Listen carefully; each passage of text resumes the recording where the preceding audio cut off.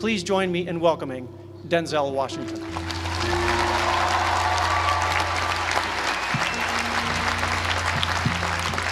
Thank you. Thank you very much. I am obviously the most unorganized. Everybody else has nice boxes to bring their script up in. I just kind of got it all messed up here and put it inside of a magazine. So in fact, I don't even have it in the right order. Wait a minute, let me get it in the right order here. So if it starts flying around the stage, just, run around and grab it for me and bring it back up here for me. I'll keep going as I can. President Gutman, Provost Price, Board Chair Cohen, fellow honorees, beautiful honorees, and today's graduates. I'm honored and grateful for the invitation today. It's always been great to be on the Penn campus. I've been here before a lot of times for basketball games. My son played at the Palestra, played on the basketball team. Yeah, that's right. He played on the basketball team. Coach didn't give him enough playing time. We'll talk about that later.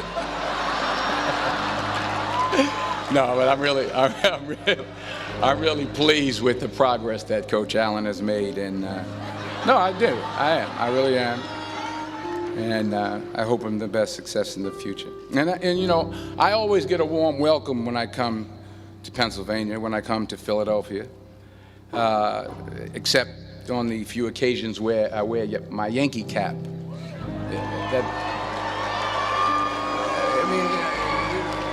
What's wrong with that? I can't suddenly just switch up and wear a Philly cap. I mean, it's like taking your life in your hands around here when you wear a Yankee cap. I'm telling you.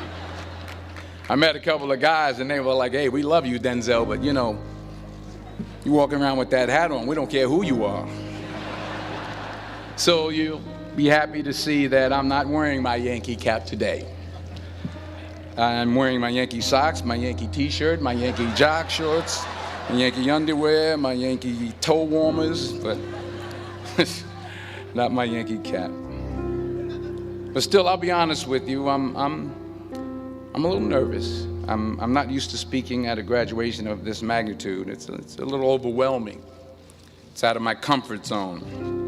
You dress me up in army fatigues or throw me on top of a moving train, someone said, unstoppable, or ask me to play Malcolm X, Reuben Hurricane Carter, or Alonzo from Training Day. I can do that. But a commencement speech, it's a very serious affair, and it's a very different ball game. There are literally thousands and thousands of people here. And for those who say, well, you're a movie star, millions of people watch you and watch you speak all the time, well, that's true. That's technically true. But I'm not actually in the theater watching them watching me. I think that makes sense. I mean, I'm not there when they call for a fidget around or pull out their iPhones or text their boyfriend or scratch their behinds or whatever it is they're doing in the movie theater. But from up here, I can see every single one of you. And that makes me uncomfortable. So please, don't pull out your iPhones and don't text your boyfriend until after I'm done. Please. If you have to scratch your behind, I understand. Go ahead. I was thinking about this speech, what I should say. I figured the best way to keep your attention would be to talk about something, really like juicy Hollywood stuff. Like, I thought I could talk about me and Russell Crowe getting in arguments on the set of American Gangster, but I said, no, you're a group of high-minded intellectuals, you're not interested in that. Or maybe not. I thought about a private moment I had backstage with Angelina Jolie in a dressing room after the Oscars. But I said, no, I don't think so. This is an Ivy League school, and Angelina Jolie half naked in a dressing room. Who wants to hear about that? No one. No one. This is pen. That stuff would never go over well over here. Maybe at Drexel, but not over here.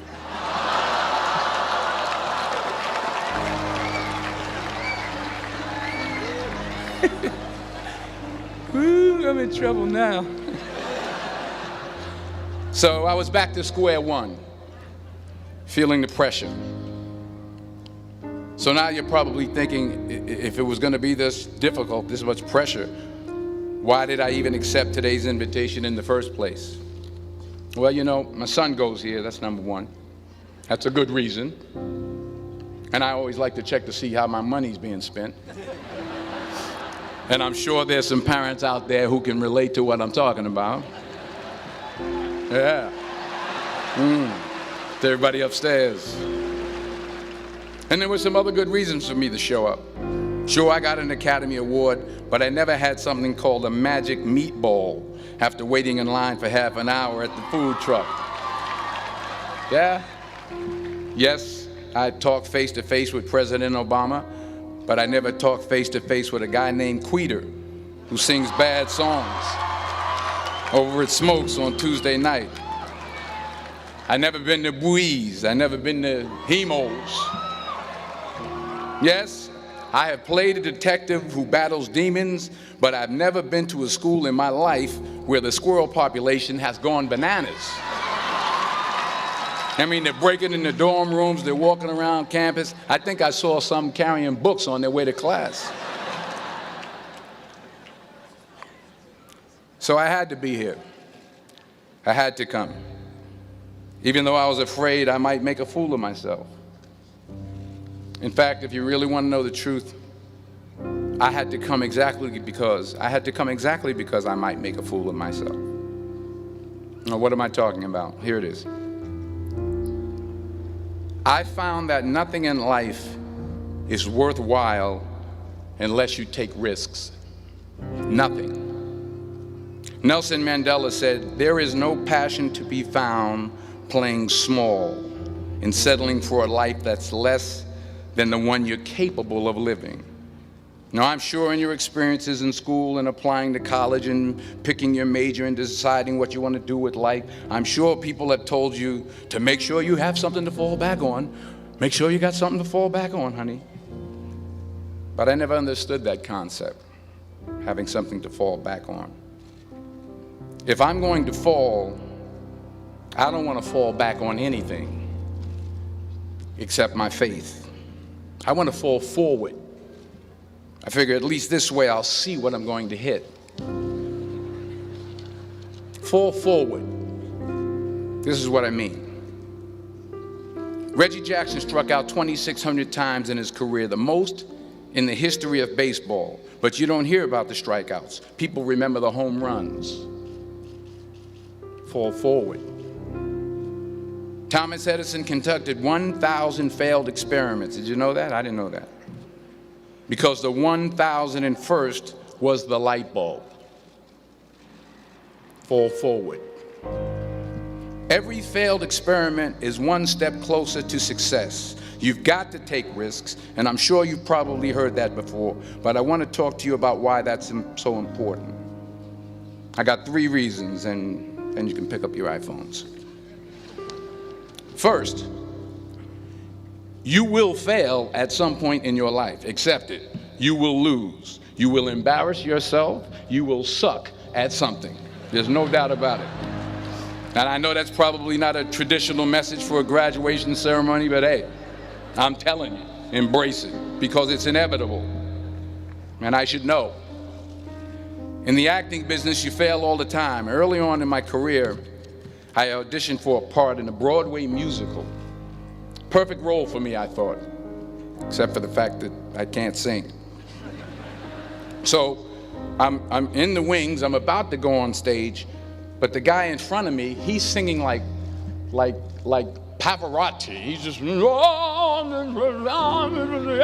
he's just going on and on and on, and I'm just shrinking, I'm getting smaller and smaller. So they say, "Oh, thank you very much, and you'll be hearing from us." So I come out with my little sheet music, and It was Just My Imagination by the Temptations. That's what I came up with. So I hand it to the accompanist, and she looks at it and looks at me and looks out at the director and was like, all right. So I start, you know, I'm going to sing. I'm like, it's just my imagination once again, and then coming away with me. And I'm not saying anything, so I'm thinking I'm getting better. So I could start getting into it. It was just my imagination. Running. This, oh, yeah, thank you. Thank you very much, Mr. Washington. Thank you. So I assumed I didn't get the job. But the next part of the audition, he called me back. The next part of the audition is the acting part of the audition. So I'm like, hey, okay, maybe I can't sing, but I know I can act. So they pair me with this guy, and again, I didn't know about musical theater. And musical theater is big, so they can reach everyone all the way in the back of the stadium. And I'm more from a realistic, naturalistic kind of acting where you actually talk to the person next to you. So I don't know what my line was. My line was, well, hand me the cup. And his line was, well, I will hand you the cup, my dear. The cup will be there to be handed to you. I said, oh, okay.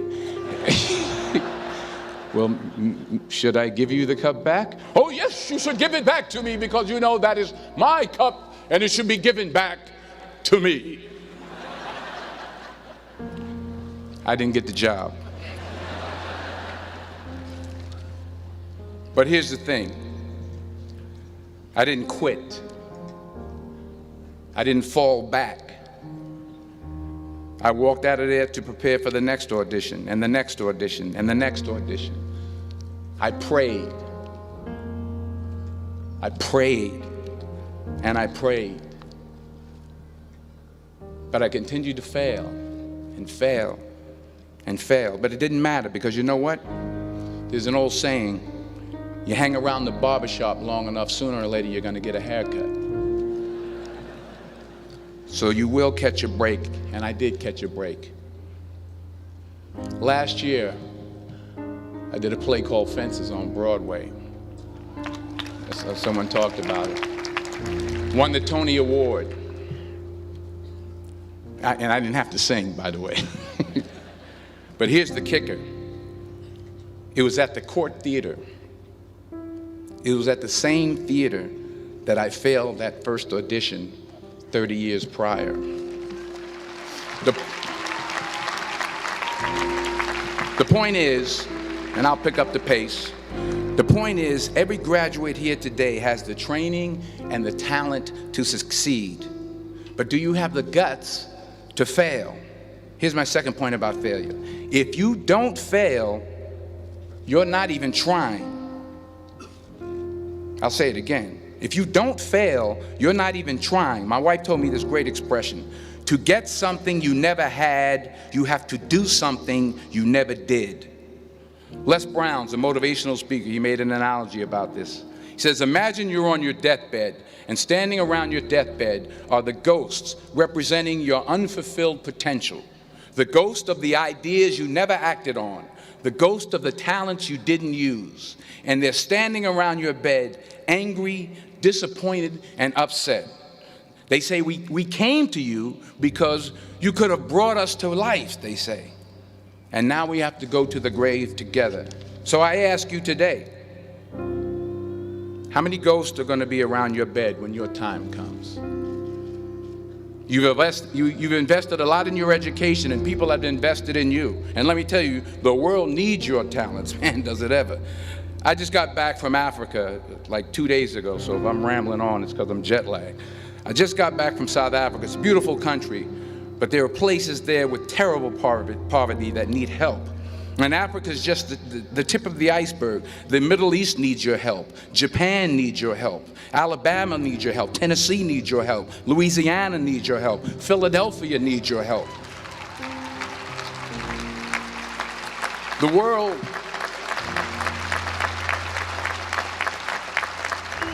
world needs a lot, and we need it from you. We really do. We need it from you young people. I mean, I'm not speaking for the rest of us up here, but I know I'm getting a little grayer.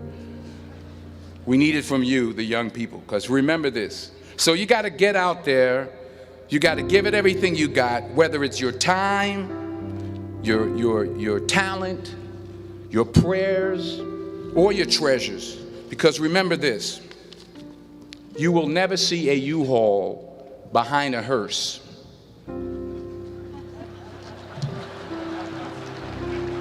I'll say it again. You will never see a U-Haul behind a hearse. You can't take it with you.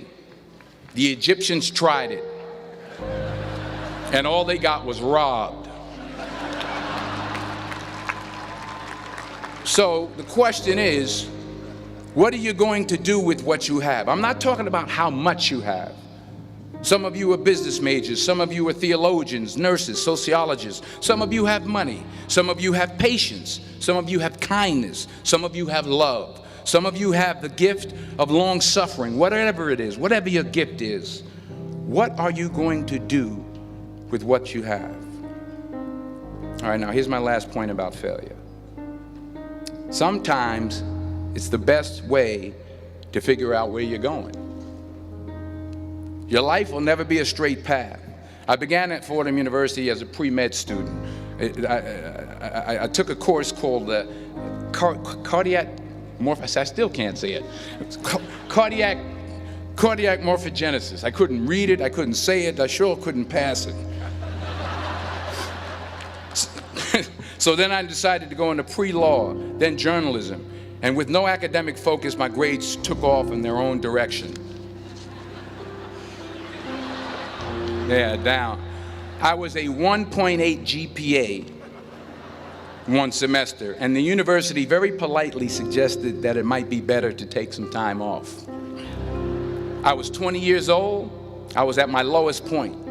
And then one day, and I remember the exact day, March 27th, 1975, I was helping my mother in her beauty shop. My mother owned a beauty shop up in Mount Vernon. And there was this older woman who was considered one of the elders in the town. And I didn't know her personally, but I was looking in the mirror, and every time I looked at the mirror, I could see her behind me, and she was staring at me. She just kept looking at me. Every time I looked at her, she kept giving me these strange looks. So she finally took the dryer off her head and she said something I'll never forget. First of all, she said, "Somebody give me a piece of paper. Give me a piece of paper." She said, "Young boy, I have a prophecy, a spiritual prophecy." She said, "You are going to travel the world and speak to millions of people." Now, mind you, I'm 20 years old. I'm flunked out of school. In fact, like a wise ass, I'm thinking to myself, maybe she's got something in that crystal ball about me getting back into school next fall. But maybe she was on to something, because later that summer, while working as a counselor at a YMCA camp in Connecticut, we put on a talent show for the campers. And after the show, another counselor came up to me and asked, "Have you ever thought about acting? You're good at that." So when I got back to Fordham that fall, I got in and I changed my major once again for the last time. And in the years that followed, just as that woman prophesied, I have traveled the world and I have spoken to millions of people through my movies. Millions who up till this day couldn't see me, who up till this day I couldn't see while I was talking to them, and they couldn't see me. They could only see the movie. They couldn't see the real me. But I see you today, and I'm encouraged by what I see. And I'm strengthened by what I see. And I love what I see.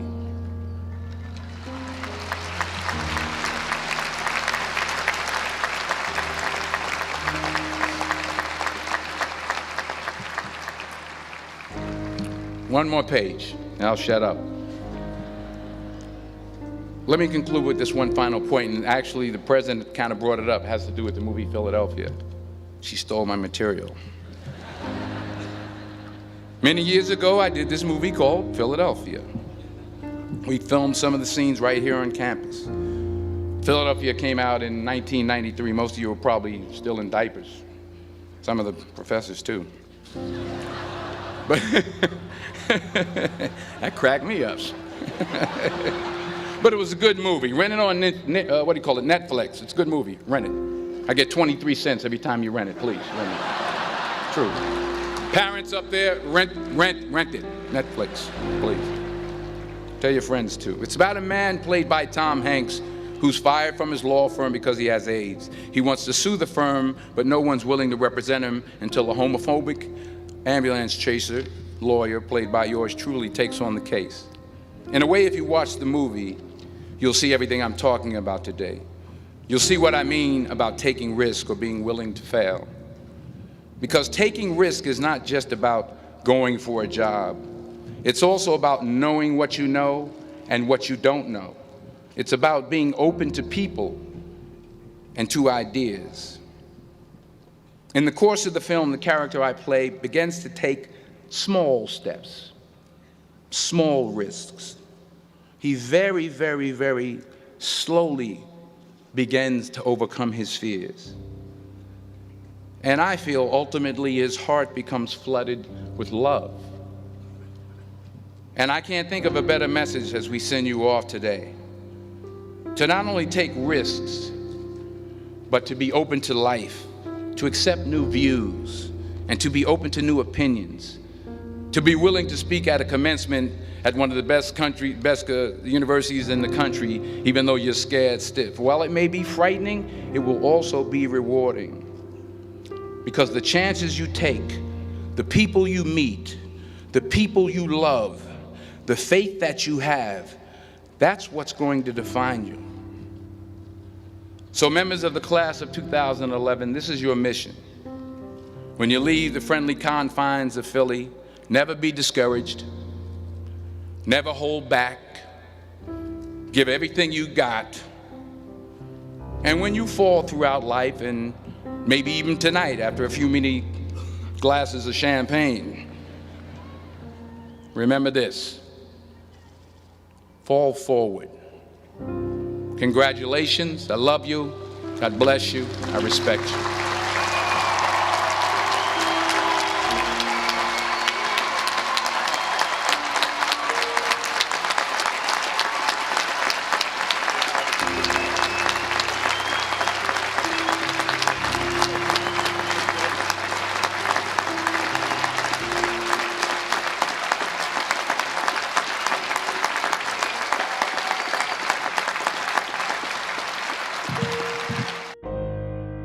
Zuerst möchte ich ein paar Wörter in Deutsch sagen.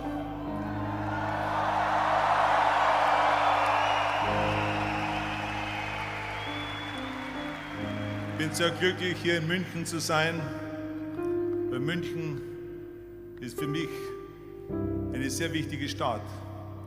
München war für mich das Sprungbrett nach Amerika. Ich bin nach München mit dem Alter von 19. Nach 4 Jahren Bodybuilding-Training und innerhalb 3 Monaten durch die hervorragenden Trainingsmöglichkeiten hier in Deutschland, in München, habe ich die Mr. Europawahl gewonnen. Und nach einem Jahr wurde ich der jüngste Mr. Universum je.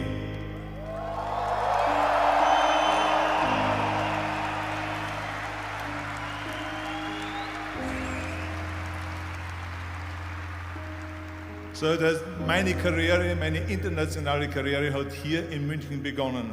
Und das werde ich nie vergessen. München ist eine der schönsten Städte in Europa und ich liebe immer nach München zurückzukommen. I'm here to talk about success, right? And the way we have set it up is that I'm going to talk about my first 3 rules right up here on stage, and then I'm going to sit down with Jürgen. And he's going to talk to me about the last 3 rules, because there's 6 rules basically that I always have laid out, and are the rules of success. Now let me get right away to the first rule of success. The first rule of success is to have a vision. You see, if you don't have a vision of where you go, and if you don't have a goal where you go, you drift around and you never end up anywhere. It's like you can have the best ship in the world, you can have the best airplane in the world. If the pilot or the captain doesn't know where to go, it would just drift around. It would not end up anywhere, or most likely in the wrong place. So I was very fortunate that I stumbled onto my vision. I mean, as you know, I was born in 1947 in Austria after the Second World War. And I didn't really like Austria when I grew up. I couldn't wait to get out of there. I couldn't see myself becoming a farmer or a worker in a factory or anything like that. Even though my parents wanted me to stay there and have a normal life. My father wanted me to become a police officer like he was. My mother wanted me just to stay there and marry a girl with the name of Heidi, hopefully, and have a bunch of kids and run around like the Van Trapp family in The Sound of Music. But that was their vision, not mine. My vision was totally different. I felt that I was born for something special, for something unique, for something big. So I was searching. Then one day I went to school. I remember I was 11 years old, and they showed a documentary about America. And there they showed in this documentary the huge skyscrapers, the high-rises, the huge bridges, the 6-lane freeways, the huge cars with the wings sticking out, and all of this stuff. And I said to myself, that's where I want to be. I don't want to be around here with these little farmhouses and these little buildings, and everything is old. I want to be in America. But now the question was just, how do you get to America? In those days, it was a very expensive trip. It's not like today. So again, I was very fortunate that one day after school, I walked by a store in Graz, which was called Brühl. And it was the only store that really sold kind of American stuff. So one day, they had jeans there, American jeans. And then they had the bull walker. And then they had an expander. And some barbells and some dumbbells and an exercise bench in the window. So I went inside and I looked around and I looked at this stuff, and then I saw a magazine. I saw a bodybuilding magazine that had Reg Park on the cover. Reg Park was then a 3-time Mr. Universe. And I saw him on the big screen as Hercules. And on the cover it said how Reg Park, Mr. Universe, became the Hercules star. That's what the cover story was all about. So I looked at the cover and I said to myself, I got to get this magazine. So I bought the magazine, I took it home and I read it over and over from the front page to the back. It had everything in there, how he trained, how he was working out in Leeds, England, in a factory town, how he worked out every day for 3-4 hours and became the strongest man of Europe, and how he won Mr. Europe and Mr. Great Britain, and then eventually Mr. Universe. And how he won the 2nd Mr. Universe and the 3rd Mr. Universe. And how he was discovered to play the starring role in Hercules. I read that and I said to myself, wow, this is the blueprint for my life. This is exactly what I want to do. I want to become a bodybuilding champion just like Reg Park. I want to get into movies just like Reg Park. And I want to make millions of dollars and be rich and famous just like Reg Park.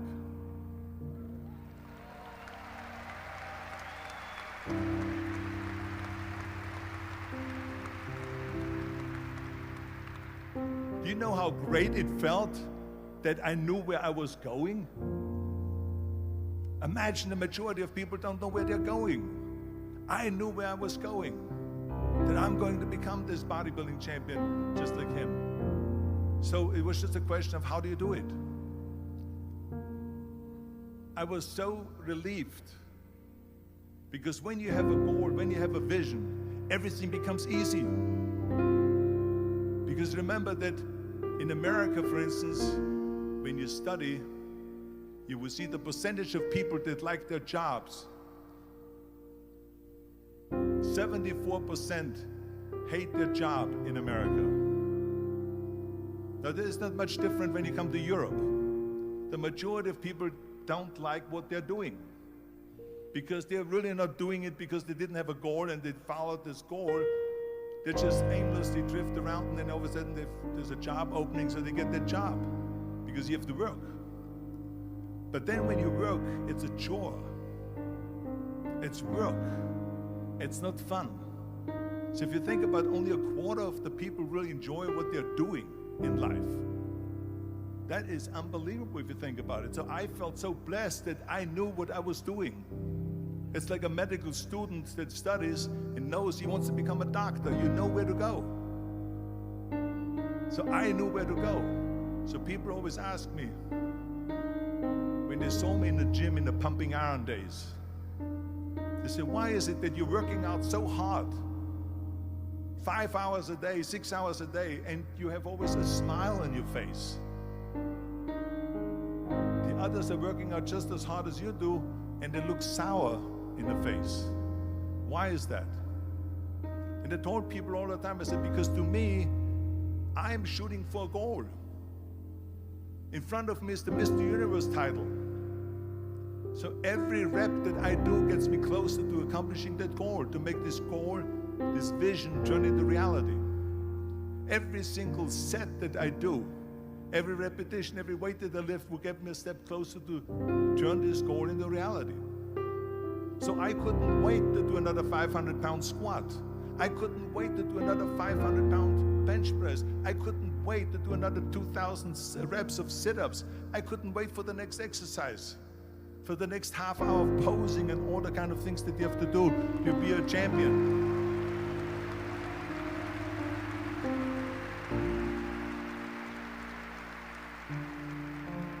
I felt so great knowing where I was going, and I tell you, it worked.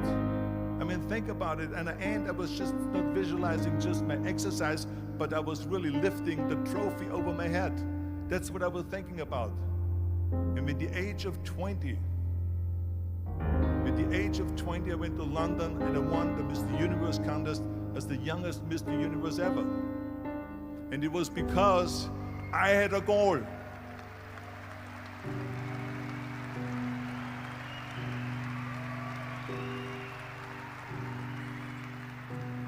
And this is no different than anything else, what I'm talking about. This is not just about bodybuilding.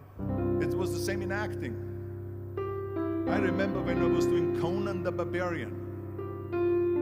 I was crawling on the rocks with a sword in my arm, crawling on all four.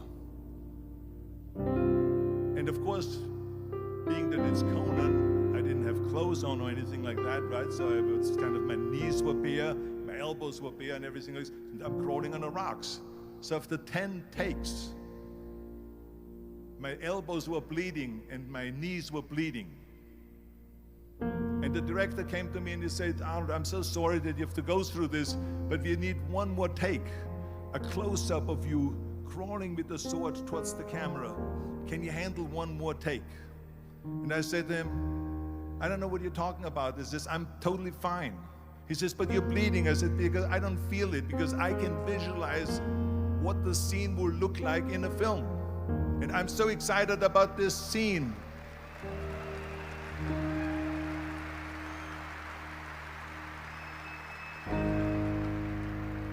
I was visualizing crawling up behind Thulsa Doom, which was played by James Earl Jones. Crawling up behind Thulsa Doom with the sword slowly, and then rising up behind him and whack, cutting his head off. And the head spins in the air, slowly with blood all over the place, and slowly falls down the steps and rolls down the steps. And his body slowly falls sideways. That was what I was visualizing, and that was very important because he, in the movie, killed my parents, killed Conan's parents. And that was revenge. And he always said that flesh is stronger than steel. And I wanted to prove to him that no, steel is stronger than flesh. And so I had this in my mind. And so this is why it didn't matter if I had to do another 50 takes or 100 takes, no matter how much I bleed on my elbows or my knees. I saw that vision of the perfect scene, and it was an important scene, and I would do it over and over again until we got it.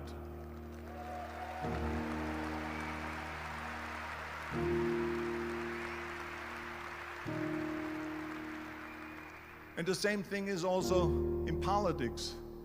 I remember that in politics, I had a very clear vision that I will be the leader of California. That's as far as I could go because I was not born in America, so I could not run for president. So being the governor of the fifth largest state, I should say the largest state, the fifth largest economy in the world, was for me really the ultimate title, the ultimate accomplishment in politics. So even though people came up to me and says, why don't you go and run for something smaller, you're never gonna make it. I ran for governor, and then 2 months later I became governor of the state of California. Again, because I had a very clear vision what I'm gonna do with California. So let me tell you something, visualizing your goal and going after it makes it fun. You got to have a purpose no matter what you do in life. You got to have a purpose. So that's rule number one, have a vision. Rule number two is, don't listen to the naysayers. Don't listen to the naysayers.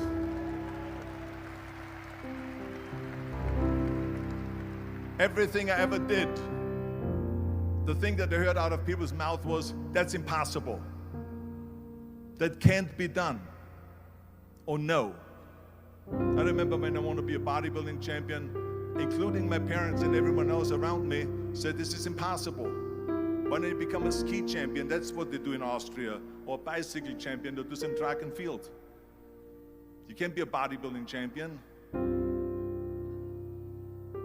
That is exactly what I heard, and of course I proved to the people that it can't be done.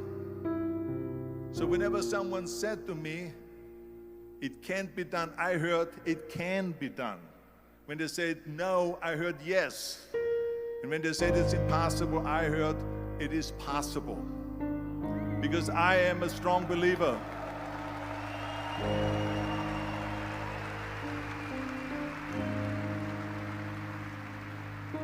I'm a strong believer of what Nelson Mandela said, that everything is always impossible until someone does it. Well, I'm gonna be the one, I said to myself, I'm gonna do it and I'm gonna show it to them. Maybe it has never been done before. That's perfectly fine with me. But I'm gonna do it. And I did not listen to the naysayers.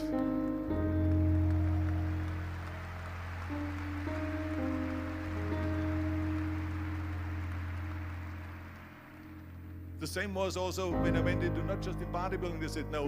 When I wanted to come to America, when I wanted to go to America, they said it's impossible.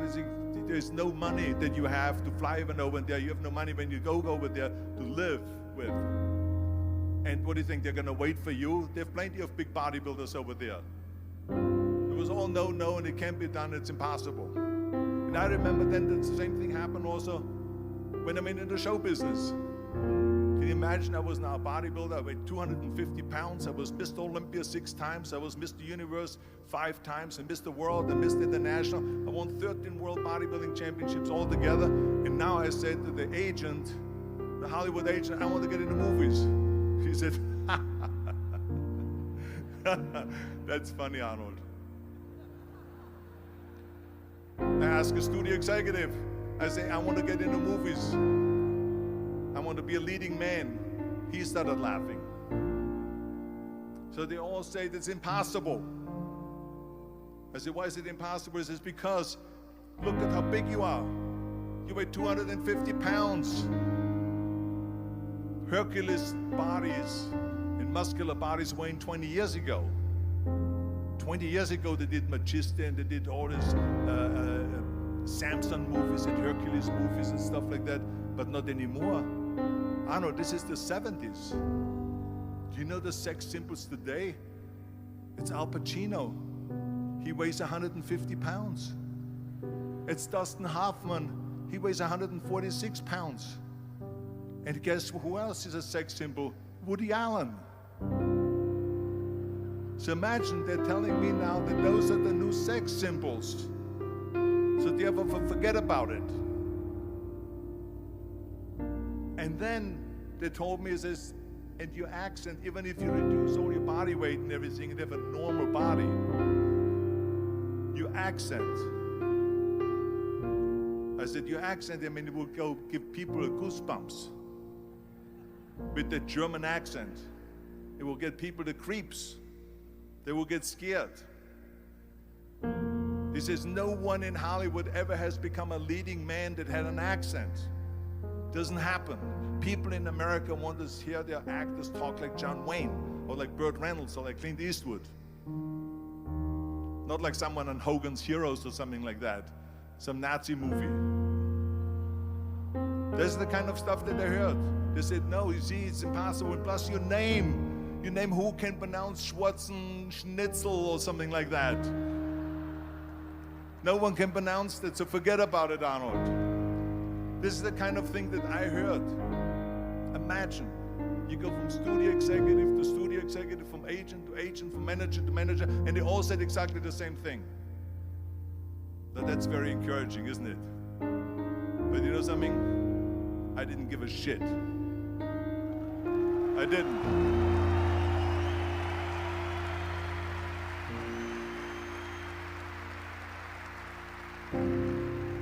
Because I believed that I can be a leading man. I believed that I could be another Clint Eastwood, or another Burt Reynolds, or another Warren Beatty, or whatever those characters were, Charles Bronson and so on. I believed that I could be those people. I said, there's enough room on that ladder that I can fit up there. And I looked back again and learned from what I learned in sports. In my case, in bodybuilding. It's all about the hard work that you put in. I said to myself, in bodybuilding, I worked out 5-6 hours a day. I'm going to do the same thing now for acting. And of course, I went to college to study English. I studied voice, accent removal, acting classes, and all of this stuff, all day long. I worked and I worked and I worked.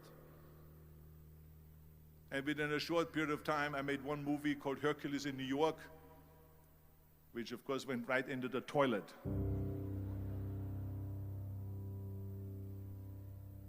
But it didn't discourage me. I still had the same vision. And then all of a sudden I did Streets of San Francisco. I did Stay Hungry and Pumping Iron and The Villain. And then all of a sudden I was asked by Dino De Laurentiis and by Universal Studio, biggest studio, to star in Conan the Barbarian. And after I did Conan the Barbarian, the director at the press conference said to the press, the director was John Milius. He said to the press, if we wouldn't have had Arnold, we would have had to build one. So think about that.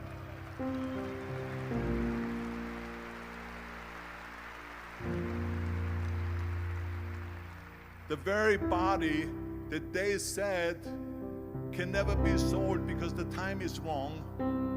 A few years later, I'm doing Conan the Barbarian, and it was the #1 hit at the box office when it came out in the summer of '82. Think about that. And the director says, if we wouldn't have had his body, we would have had to build one. So all of a sudden, my body became an asset, not a liability. And the same thing was with Terminator. After we were finished filming Terminator, Jim Cameron said to the press, if Arnold wouldn't have had that accent and talked like a machine, I think the movie wouldn't have worked. So think about that. The body and the accent that they attacked was an asset.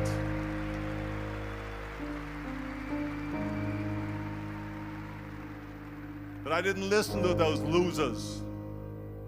I didn't listen to them at all.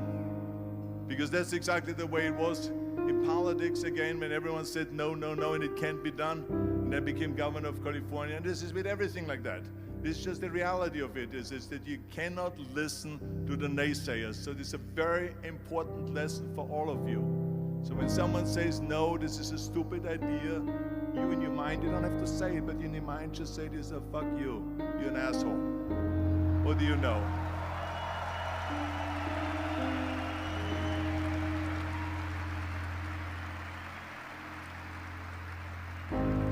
If I would have listened to the naysayers, From bodybuilding to show business to politics, I would not be standing here today talking to you.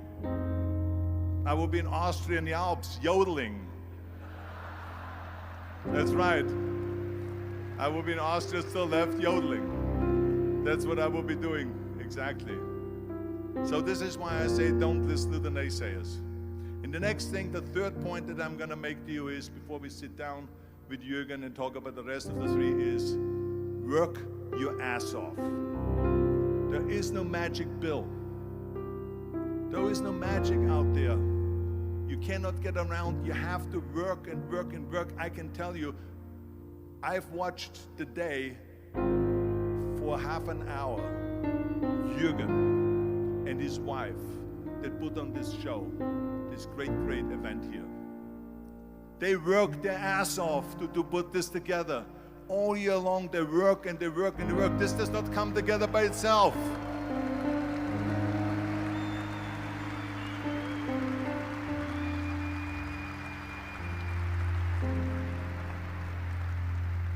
For half an hour they were running around and making phone calls and doing this and that and talking to their aides and make sure this is happening, make sure there's the water out there. Talking about water, love water. Make sure of this and make sure of that and all that stuff. So it's work. And it drives me crazy when people say that they don't have enough time to go to the gym for 45 minutes a day and work out. Or to do something for 45 minutes to an hour a day to improve. If it is physically improve or if it is mentally to improve. Imagine you read 1 hour a day about history. How much you will learn after 365 hours in 1 year. Think about if you study about the history of musicians, of composers, how much you would know. Imagine if you would work on a business, on some business that you want to develop every day for an hour. Imagine how further along you will go and get. So it drives me nuts because we have, when people say we don't have the time, we have 24 hours a day. We sleep 6 hours a day, so that gives you still 18 hours. So there's someone shaking their head out here in front to say probably, I don't sleep 6 hours, I sleep 8 hours, right? Or just sleep faster.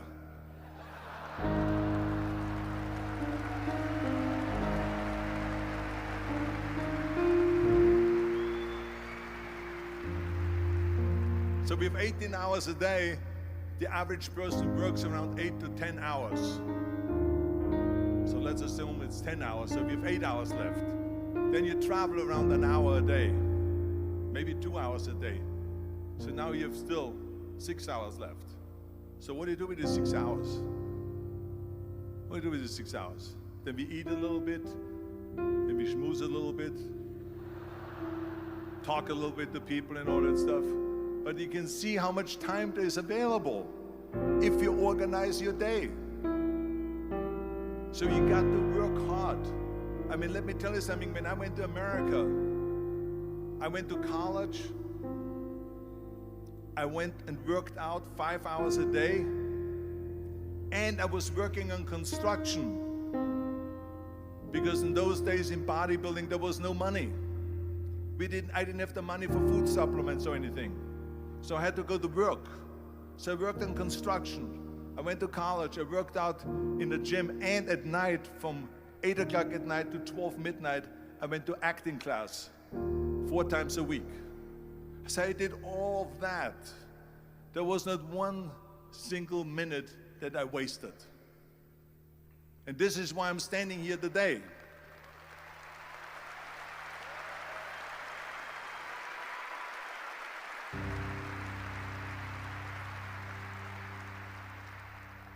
I became very friendly with Muhammad Ali in the 70s. And Muhammad Ali worked his butt off. And I saw it firsthand. And I remember that there was a sports writer that was there in the gym when he was working out and he was doing sit-ups. And they asked him, how many sit-ups do you do? And he said, I don't start counting until it hurts. Now think about that. He doesn't start counting his sit-ups until he feels pain. That's when he starts counting. That is working hard. And so you can't get around the hard work. It doesn't matter who it is. As a matter of fact, I believe what Ted Turner said, work like hell and advertise.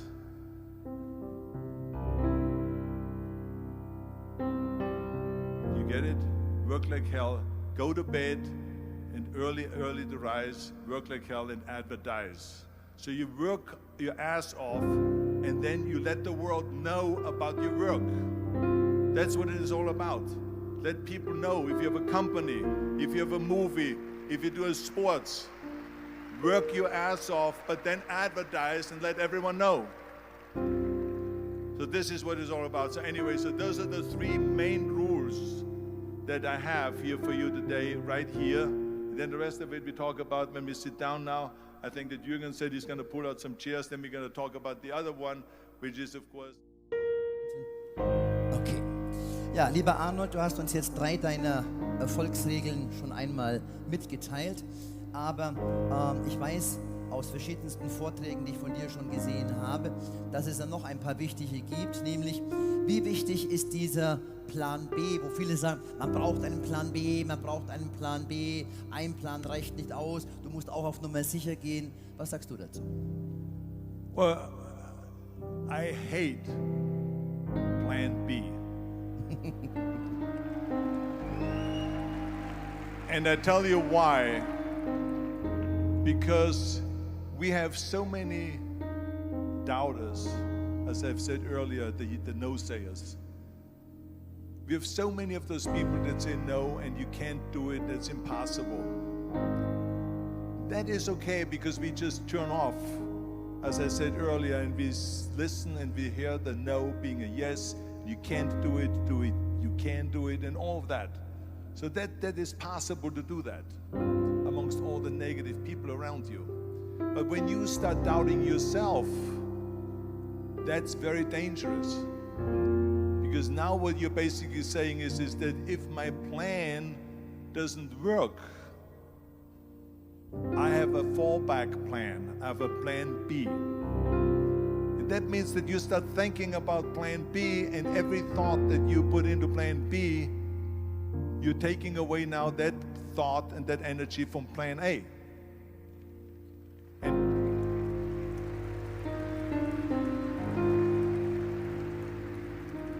And it's very important to understand that we function better if there is no safety net, because plan B becomes a safety net. It says that if I fail, then I fall and I get picked up and I have something else there that will protect me.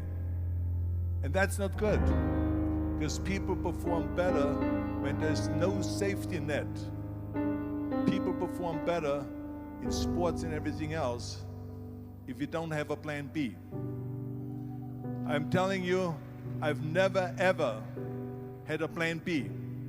I made a full commitment that I'm gonna go and be a bodybuilding champion. I made a full commitment that I'm gonna be in America. I made a full commitment that I'm gonna get in the show business and I'm going to be a leading man. No matter what it takes, I will do the work. I will do the work over and over and over until I get it. And the same was in politics, in everything like that. So to me, it is very dangerous to have a plan B, because you're cutting yourself off from the chance of really succeeding. And the reason, one of the main reasons why people want to have a plan B is because they are worried about failing. What is if I fail, then I don't have anything else? Well, let me tell you something. Don't be afraid of failing, because there's nothing wrong with failing. You have to fail in order to climb that ladder. There's no one that doesn't fail.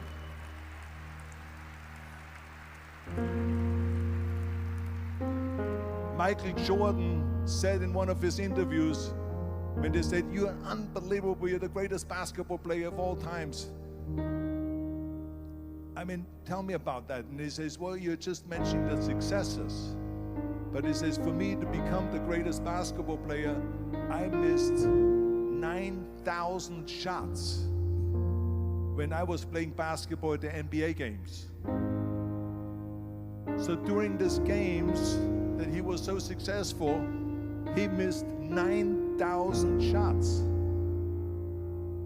Does it make him a failure? No. He's one of the greatest basketball players of all times, but he failed 9,000 times. Do you get it? We all fail. It's okay.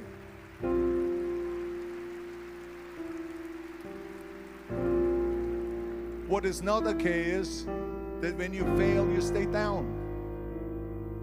Whoever stays down is a loser. And winners will fail and get up, fail and get up, fail and get up. You always get up. That is a winner. That is a winner. I failed in bodybuilding. I lost bodybuilding competitions. I lost powerlifting competitions. I lost weightlifting competitions. I had movies that went in the toilet and that were terrible and got the worst reviews. And in politics, I remember I had many of the initiatives on the ballot, and we lost. My approval rating in California went down to 28%, and then it went back up again, and I won again the governorship. Hey, we all lose. We all have losses. This is okay, and this is why I say don't be worried about losing, because when you're afraid of losing, then you get frozen. You get stiff, you're not relaxed. You got to be, in order to perform well in anything, if it's in boxing or if it is on your job or with your thinking, is only happening when you relax. So relax. It's okay to fail. Let's just go all out and give it everything that you got. That's what it is all about. So don't be afraid to fail.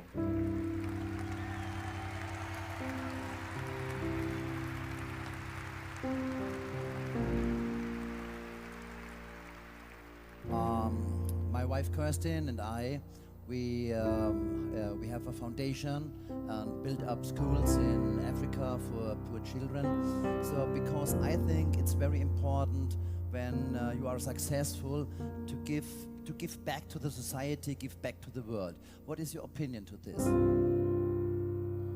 I absolutely agree, and I think this is one of my 6 rules to success.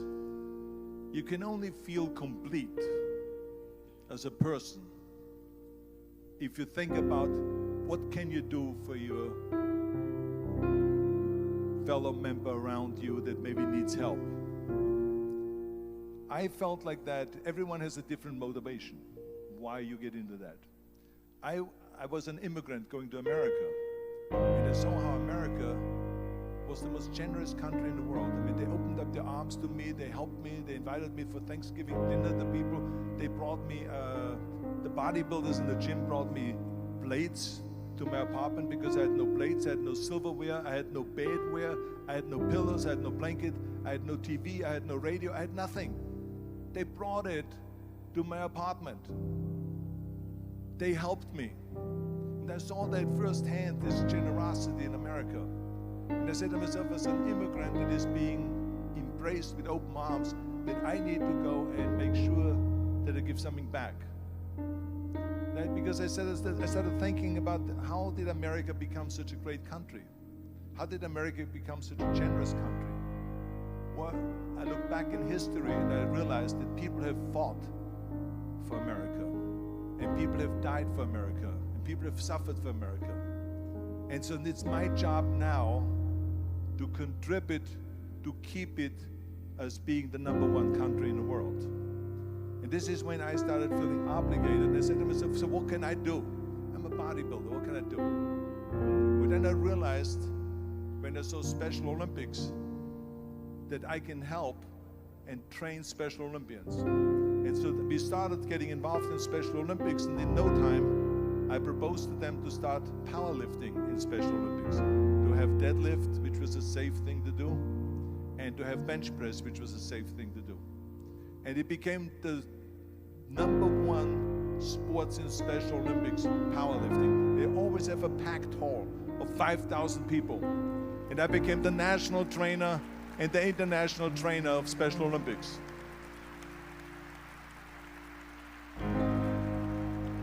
And I tell you, I felt so good. I felt better than winning a bodybuilding competition, going to one of their competitions and seeing 100 of those athletes from all over the world competing in powerlifting and being happy and being included and being felt that they're equal to all of us. It was the most unbelievable feeling, and this is why I got so excited about it that then after that, I started, going around to military bases in America and training our military personnel. Because in those days, bodybuilding and weight training wasn't popular. Now it is. Now when you go to Iraq, to Baghdad or something like that, you see the American soldiers train. They have the biggest facilities. It's like this dome here. This is how big the training facilities are now. So it all changed. But in those days, it wasn't popular at all. So I went from military base to military base to train the soldiers, and the sailors, and the airmen, and all of them. And it made me feel good again. And then after, when I met President Bush, then Vice President Bush, and we traveled around to campaign, he asked me what I want to do, and I said, I would like to be a fitness leader in America. I would like to be the chairman of the President's Council on Physical Fitness and Sports. And then when he became president, he appointed me to that. And so now I really was able to travel through all 50 states and promote health and fitness. The more I got into that, the more I realized how good it feels to give something back. And that's when my idea came about after-school programs, because after school, when I traveled to all the schools to train the students, I saw there was a huge gathering of students after the school was over outside the school. And I asked the school principal, what are all the students doing? He said to me, Arnold, you have to understand that 70% of the kids in our schools, they come from parents where 70% of the parents are both working. So therefore, there's no one there picking them up. So that's got me the idea to start after-school programs, to keep those kids in school while the parents are working, and to offer them homework assistance, tutoring, sports and fitness programs and arts programs, music and painting and so on. And it became a huge success.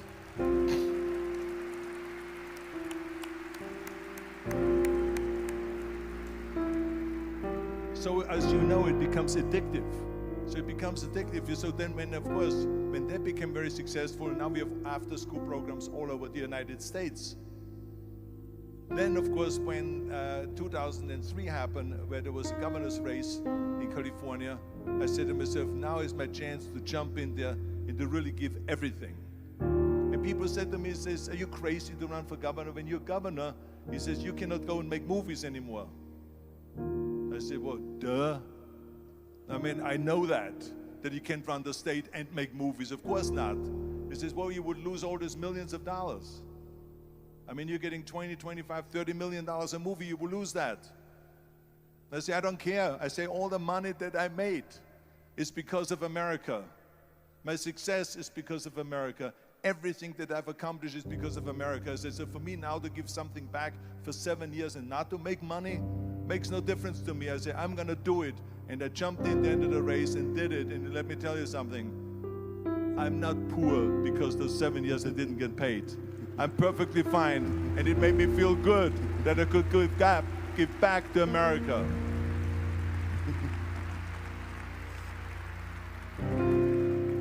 Arnold, I have told the people here today that my opinion is it is very important to learn lifetime. Don't stop in learning, go on, go forward. And what do you think about learning? What do you think about to have a coach? Is it important to have a coach? Is it important to have someone who can tell you what you are doing, who can help you? What is your opinion to this? Well, I think that every day we are benefiting from someone helping us. That's why I said earlier, there's no such thing as a self-made man. I mean, when you think about it, you're born and you need your parents to raise you. You need your teachers to teach you. You need your coaches to do sports. And so when I think about back of the people that helped me, as a matter of fact, one person Where's my friend here, Albert Bussek? Is he sitting here somewhere? Where is he sitting? Albert Bussek, come on out here for a second. Come on out here for a second.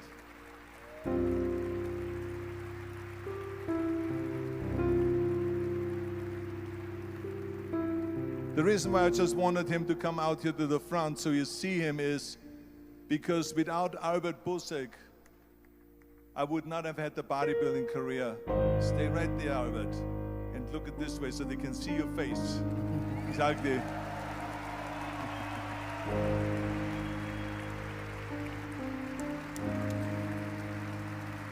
Albert Bussek was the one, for instance, just to give you an example, out of the thousands and thousands of people that helped me, Albert Bussek was one of them that helped me to translate into English so I could fill out my entry form for the Mr. Universe contest. And then he flew with me to London to the Mr. Universe contest. He gave me the opportunity to come to Munich and to be the trainer in the gymnasium an der Schillerstraße 36. It was a fantastic gymnasium.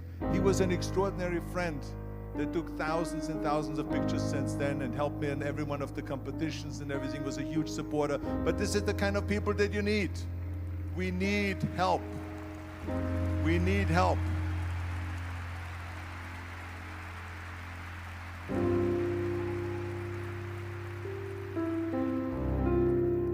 I remember that everything I did always needed help. Think about it when someone says, Arnold, you're the greatest self-made man.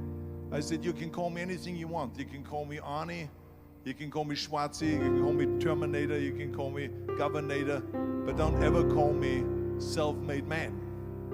I said, because I did not get to that point by myself. I mean, think about just to be successful in the movies. How are you going to be successful in the movies without having an audience? The only one that makes you successful in the movie is the people that go to see the movie. So how can you say to you're self-made man when you need millions and millions and millions of people all over the world to go and see your movies, so people in the press looks at it and says, this guy is a big box office success. It's the people. It's you.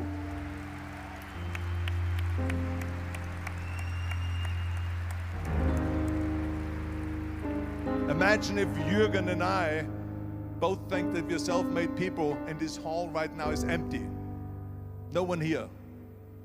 Do you think this will be a successful conference? No. Who makes it successful is not him and me.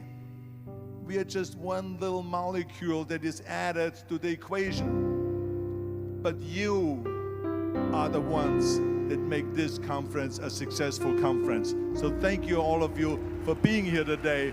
You are the ones that is making it big.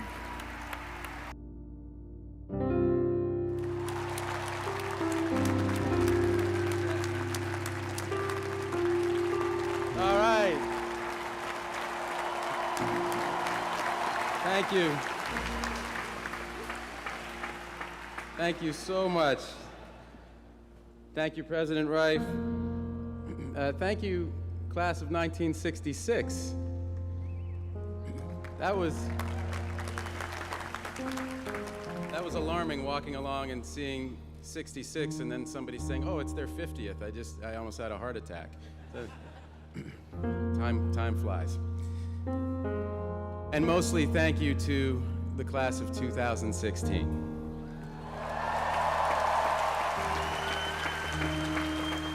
It is such an honor to be part of your day.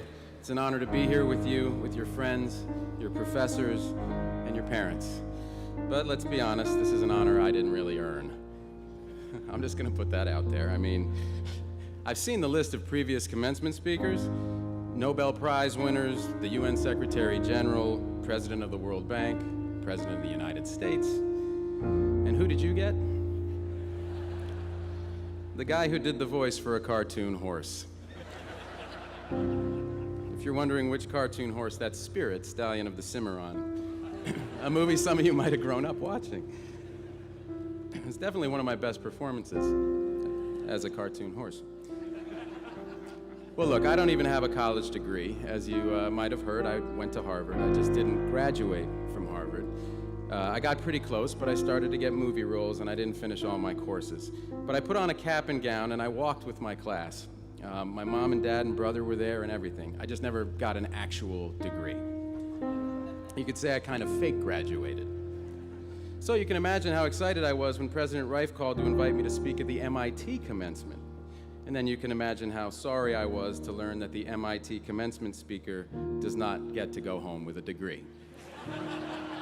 So yes, for the second time in my life, I am fake graduating from a college in my hometown. And my mom and my dad and my brother are here again. And this time I brought my wife and my 4 kids. So welcome, kids, to your dad's second fake graduation. You must be so proud. So as I said, my mom is here. She's a professor, so she knows the value of an MIT degree. She also knows that I couldn't have gotten in here. I mean, Harvard, you know, barely. Or a safety school like Yale. Look, I'm not running for any kind of office. I can say pretty much whatever I want. No, I couldn't have gotten in here, but I did grow up here. I grew up in the neighborhood, in the shadow of this imposing place. My brother Kyle and I and my friend Ben Affleck, brilliant guy, good guy, never really amounted to much. We all grew up right here in Central Square, children of this sometimes rocky marriage between this city and its great institutions. To us, MIT was kind of like the man, this big, impressive, impersonal force. At least that was our provincial, knee-jerk teenage reaction anyway. And then Ben and I shot a movie here. And one of the scenes in Good Will Hunting was based on something that actually happened to my brother Kyle. He was visiting a physicist that we knew at MIT, and he was walking down the infinite corridor. He saw those blackboards that line the halls. And so my brother, who's an artist, picked up some chalk and wrote an incredibly elaborate, totally fake version of an equation. And it was so cool and completely insane that no one erased it for months. This is a true story. Anyway, Kyle came back and he said, "You guys, listen to this. They've got blackboards running down the hall because these kids are so smart. They just need to, you know, drop everything and solve problems." And it was then we knew for sure we could never have gotten in. But like I said, we later made a movie here which did not go unnoticed on campus. In fact, I'd like to read you some actual lines, some selected passages from the review of Good Will Hunting in the MIT school paper. If you haven't seen it, Will was me and Sean is played by the late Robin Williams, a man I miss a hell of a lot. So I'm quoting here. "Good Will Hunting is very entertaining, but then again, any movie partially set at MIT has to be." There's more. "In the end," the reviewer writes, "the actual character development flies out the window. Will and Sean talk, bond, solve each other's problems, and then cry and hug each other. After said crying and hugging, the movie ends. Such feel-good pretentiousness is definitely not my mug of eggnog." Well, that kind of hurts. But don't worry, I know now better than to cry at MIT.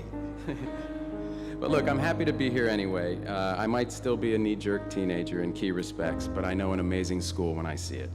We're lucky to have MIT in Boston, and we're lucky it draws the people that it does, people like you from around the world. I mean, you're working on some crazy stuff in these buildings, stuff that would freak me out if I actually understood it. Theories, models, paradigm shifts. I'm going to tell you about one that's been on my mind. Simulation theory. Most of you probably heard of this. Maybe you even took a class with Max Tegmark. But for the uninitiated, there's a philosopher named Nick Bostrom at Oxford, and he's postulated if there's a truly advanced form of intelligence out there in the universe, it's probably advanced enough to run simulations of entire worlds, maybe trillions of them, maybe even our own.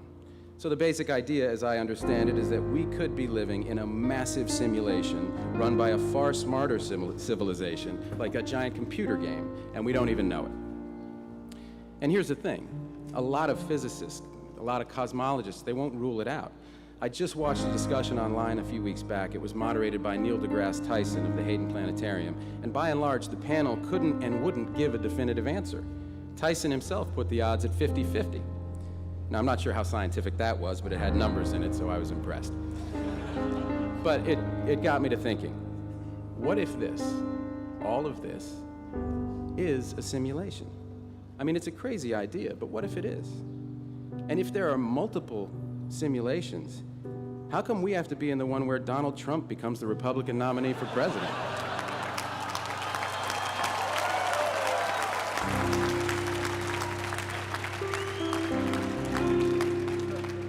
Can we, like, transfer to a different one?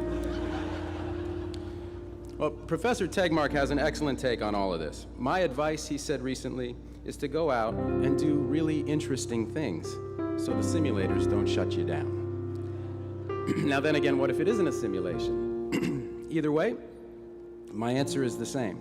Either way, what we do matters. What we do affects the outcome. So either way, MIT, you've got to go out and do really interesting things, important things, inventive things, because this world, real or imagined, this world has some problems that we need you to drop everything and solve. So go ahead, take your pick from the world's worst buffet. Economic inequality, that's a problem. How about the refugee crisis? Massive global insecurity, climate change, pandemics, institutional racism, a pull to nativism, fear-driven brains working overtime. Here in America and in places like Austria, where a far-right candidate nearly won the presidential election for the first time since World War II. Or the Brexit, for God's sakes, that insane idea that the best path for Britain is to cut loose from Europe and drift out to sea. I mean, what is Europe even going to look like in 25 years? And add to that an American political system that's failing. We've got congressmen on a 2-year election cycle who are incentivized to think short-term and simply do not engage with long-term problems. And add to that a media that thrives on scandal and people with their pants down, anything to get you to tune in so they can hawk you products that you don't need. And add to that a banking system that steals people's money. It's all right, I'm not running for office. By the way, while I'm on this, let me just say this to the bankers, specifically the ones who brought you the biggest heist in history. It was theft, and you knew it. It was fraud, and you knew it. And you know what else? We know that you knew it. So yeah, you sort of got away with it. You got that house in the Hamptons that other people paid for as their own mortgages went underwater. And you might have their money, but you don't have our respect. And just so you know, when we pass you on the street and look you in the eye, that's what we're thinking.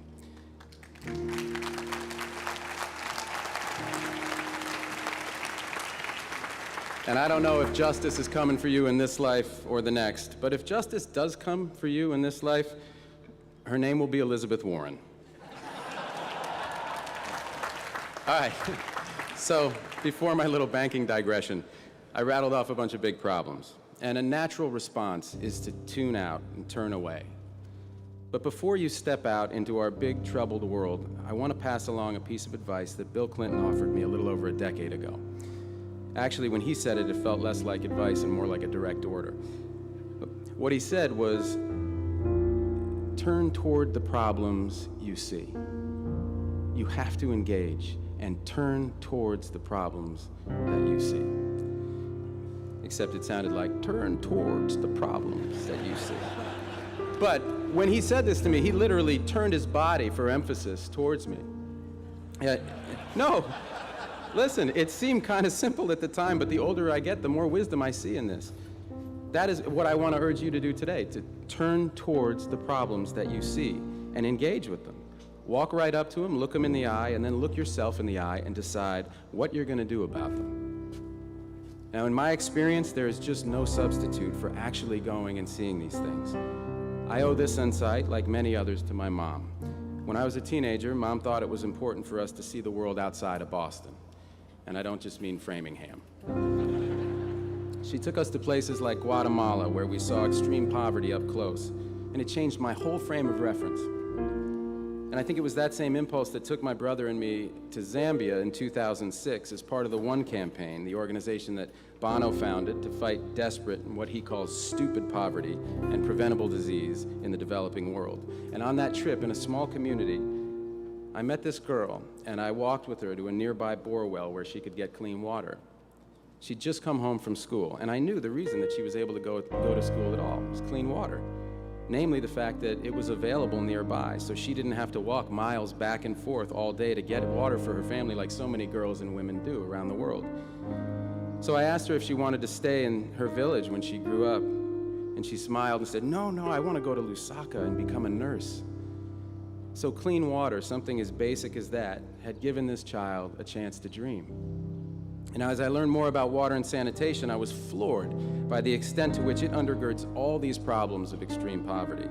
The fate of entire communities, economies, countries is caught up in that glass of water, something the rest of us get to take for granted. People at One told me that water is the least sexy and cool aspect of the effort to fight extreme poverty. And water goes hand in hand with sanitation, so if you think water isn't sexy, you should try to get into the shit business.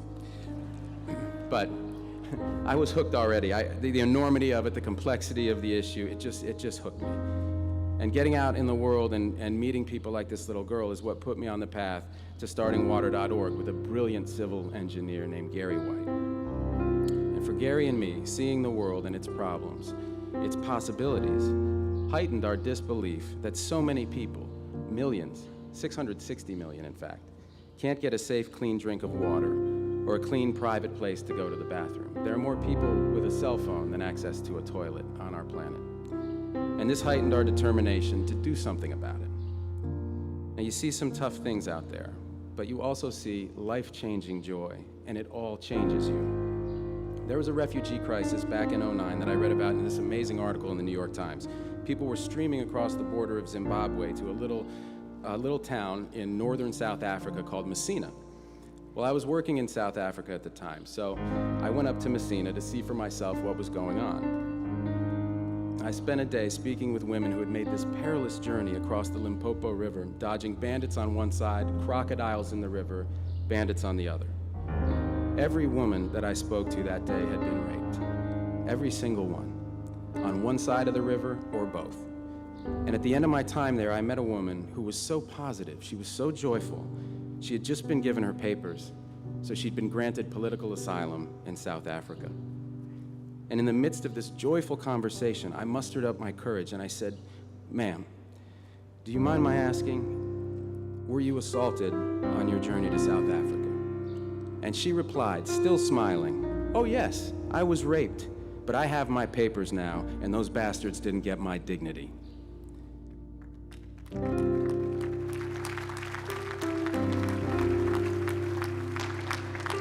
Human beings will take your breath away.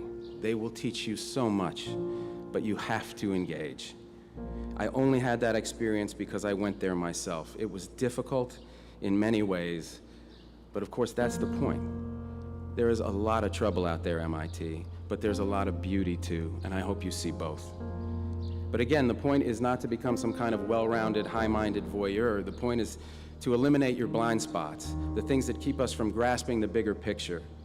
And look, even though I grew up in this neighborhood, in this incredible multicultural neighborhood that was a little rough at that time, I find myself here before you as a middle-aged American white male movie star. I don't have a clue where my blind spots begin and end. But looking at the world as it is and engaging with it is the first step towards identifying our blind spots. And that's when we can really start to understand ourselves better and begin to solve some problems. And with that as your goal, there's a few more things I hope you'll keep in mind. First, you're gonna fail sometimes, and that's a good thing. For all the amazing successes I've been lucky to share in, few things have shaped me more than the auditions that Ben and I used to go on as young actors, where we'd get on a bus, we'd show up in New York, we'd wait our turn, we'd cry our hearts out for a scene, and then be told, "Okay, thanks," meaning game over. We used to call it being okay, thanks. And those experiences became our armor. All right, now you're thinking, great, thanks, Matt. Failure is good, thanks a ton. Tell me something I didn't hear at my high school graduation. To which I say, okay, I will. You know the real danger for MIT graduates? It's not getting okay, thanks. The real danger is all that smoke that's been blown up your graduation gowns about how freaking smart you are. Well, you are that smart. But don't believe the hype that's thrown at you. You don't have all the answers, and you shouldn't, and that's fine. You're going to have your share of bad ideas. For one, or for me, one was playing a character named Edgar Pudwacker. I wish I could tell you I'm making that up. But as the great philosopher Benjamin Affleck once said, judge me by how good my good ideas are, not how bad my bad ideas are. You've got to suit up in your armor. You've got to get ready to sound like a total fool. Not having an answer isn't embarrassing. It's an opportunity. Don't be afraid to ask questions. I know so much less the second time I'm fake graduating than the first time. The second thing I want to leave you with is you got to keep listening. The world wants to hear your ideas, good and bad, but today is not the day you switch from receive to transmit. Once you do that, your education is over, and your education should never be over. Even outside of your work, there are always ways to keep challenging yourself. Listen to online lectures. I just retook a philosophy course that I took at Harvard when I was 19. You go to MIT OpenCourseWare, go to waitbutwhy.com, go to TED.com. I'm told there's even a Trump University. I have no earthly idea what they teach there. But whatever you do, just keep listening, even to people you don't agree with at all. I love what President Obama said at Howard University's commencement last month. He said, democracy requires compromise even when you are 100% right. I heard that and thought, here is a man who has been happily married for a long time. Not that the First Lady has ever been wrong about anything. Just like my wife, never wrong. Not even when she decided last month that in a family with 4 kids, what was missing in our lives was a 3rd rescue dog. That was an outstanding decision, honey, and I love you.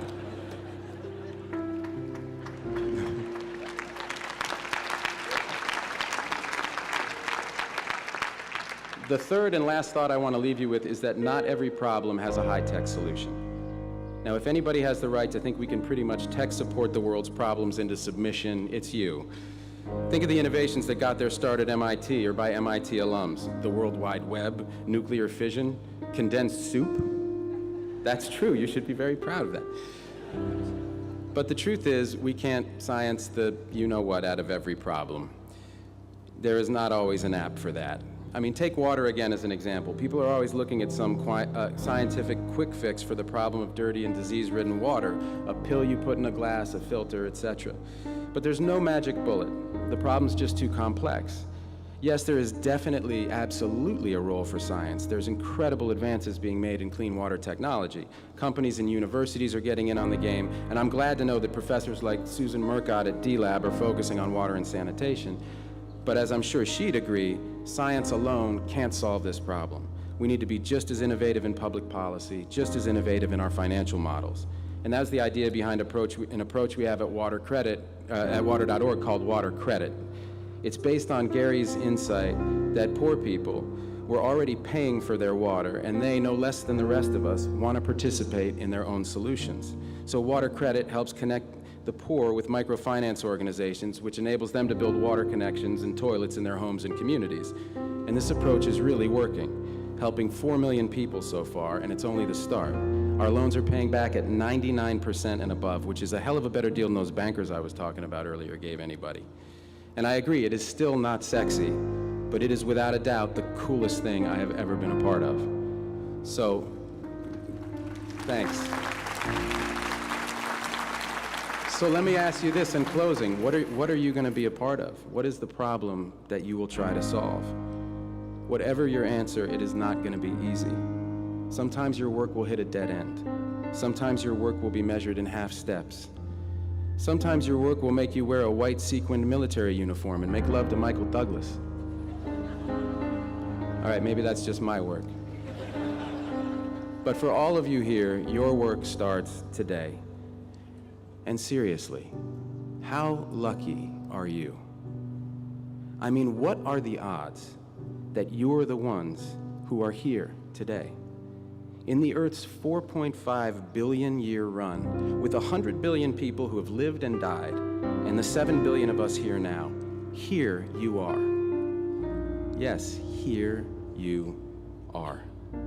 Alive at a time of potential extinction level events, a time when fewer and fewer people can cause more and more damage.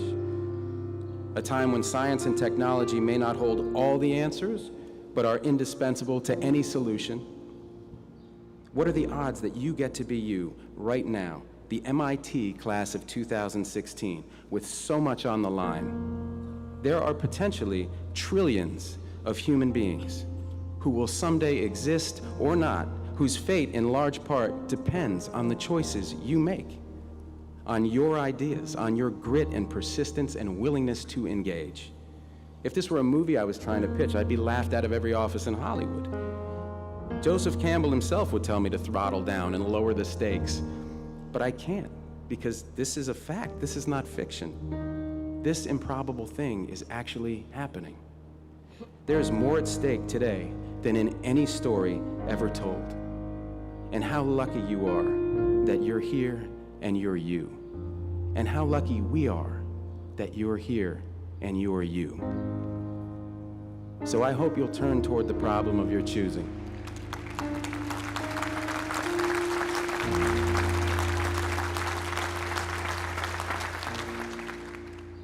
I hope you'll turn toward the problem of your choosing. I hope you'll drop everything, and I hope you'll solve it. This is your life, class of 2016. This is your moment, and it is all down to you. Ready, player one, your game begins now. Thank you, congratulations.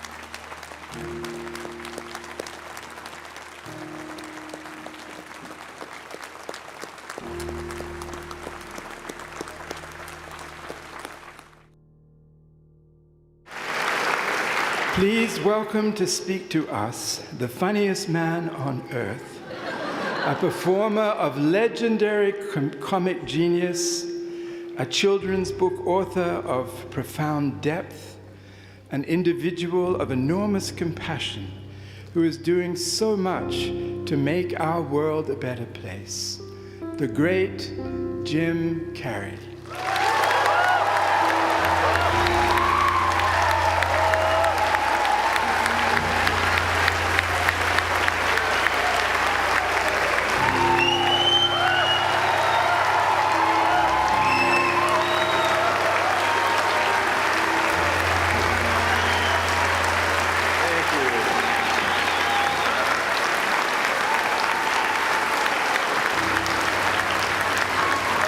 Sitting down for?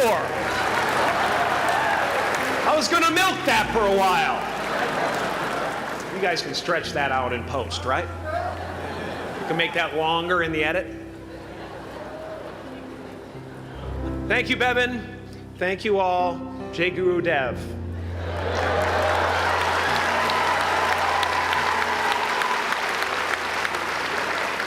I brought one of my paintings to show you today. I hope you guys are going to be able to see it okay.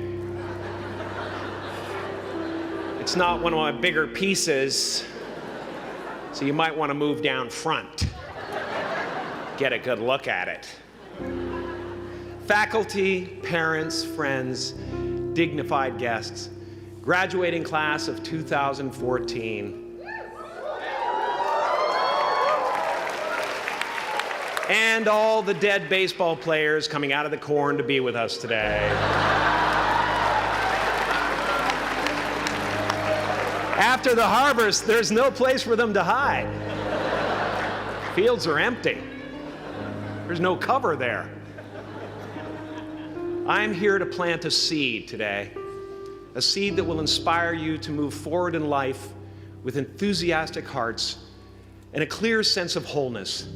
The question is, will that seed have a chance to take root? Or will I be sued by Monsanto and forced to use their seed?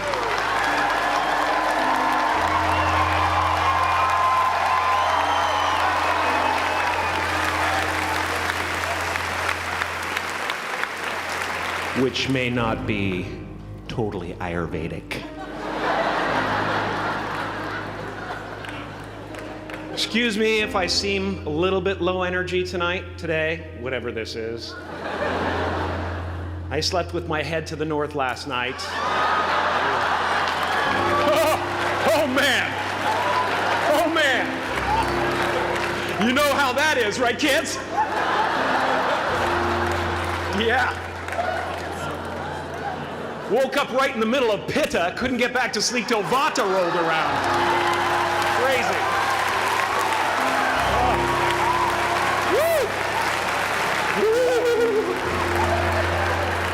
But I didn't freak out, you know. I used that time to eat a large meal. Connect with someone special on Tinder. Because life doesn't happen to you, it happens for you. How do I know this? I don't, but I'm making sound, and that's the important thing. That's what I'm here to do. Sometimes I think that's the only thing that's important, really, you know? It's just letting each other know we're here. Reminding each other that we're part of a larger self.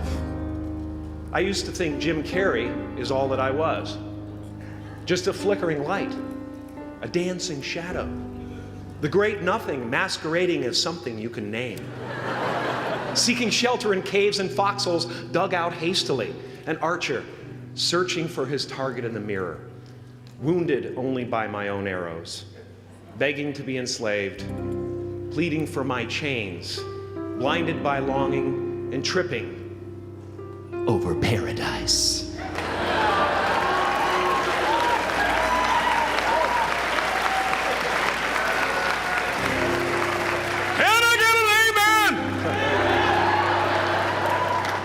You didn't think I could be serious, did you?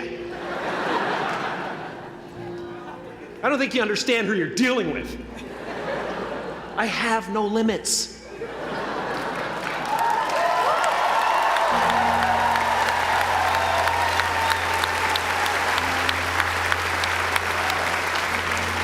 I cannot be contained because I'm the container. You can't contain the container, man. You can't contain the container.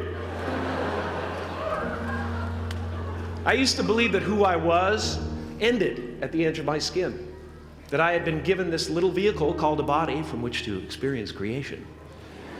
And though I couldn't have asked for a sportier model. It was, after all, a loaner and would have to be returned. Then I learned that everything outside the vehicle was part of me too. And now I drive a convertible.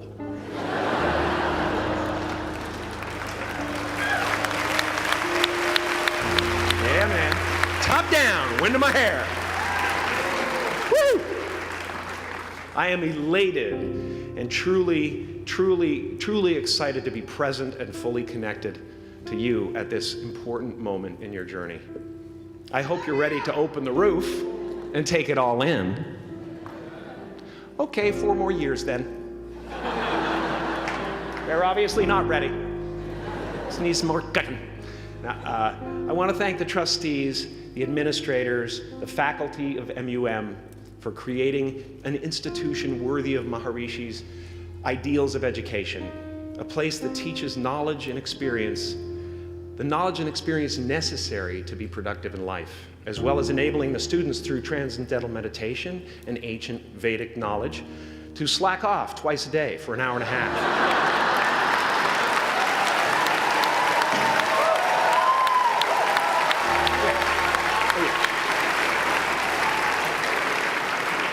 Don't think you're fooling me. But I guess it has some benefits.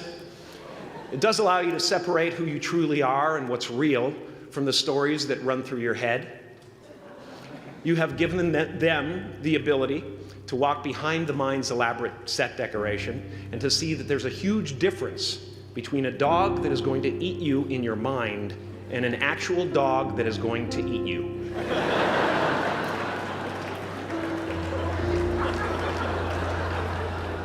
That may sound like no big deal, but many never learn that distinction. And they spend a great deal of their lives living in fight or flight response. I'd like to acknowledge all of you wonderful parents. Way to go. What a fantastic job you've done. For your tireless dedication, your love, your support, most of all, for the attention that you pay to your children. I have a saying, beware the unloved, because they will eventually hurt themselves or me. But when I look at this group here, you know, I feel really safe. I do. I'm just going to say it. My room is not locked. My room is not locked. No doubt some of you will turn out to be crooks. But white-collar stuff, you know, Wall Street, that type of thing, you know, crimes committed by people with self-esteem. Stuff parents can still be proud of in a weird way. And to the graduating class of 2017, -3. You didn't let me finish. Congratulations. Yes, give yourself a round of applause, please. Please.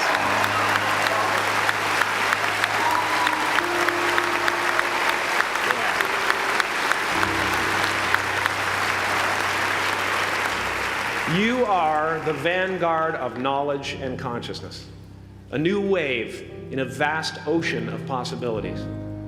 On the other side of that door, there's a world starving for new ideas, new leadership. I've been out there for 30 years. She's a wildcat. Oh, she'll rub up against your leg and purr until you pick her up and start petting her, and then out of nowhere, she'll swat you in the face. It can be rough out there, but that's okay, because there's soft serve ice cream with sprinkles. I guess that's what I'm really trying to say here today. Sometimes it's okay to eat your feelings. Now, fear is going to be a player in your life, but you get to decide how much. You can spend your whole life imagining ghosts, worrying about the pathway to the future, but all there will ever be is what's happening here, and the decisions we make in this moment, which are based in either love or fear. So many of us choose our path out of fear disguised as practicality. What we really want seems impossibly out of reach and ridiculous to expect, so we never dare to ask the universe for it. I'm saying I'm the proof that you can ask the universe for it. Please.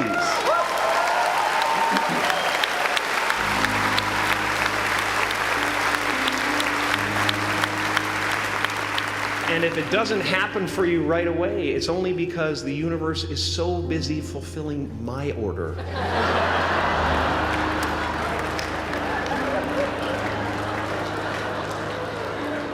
Party size!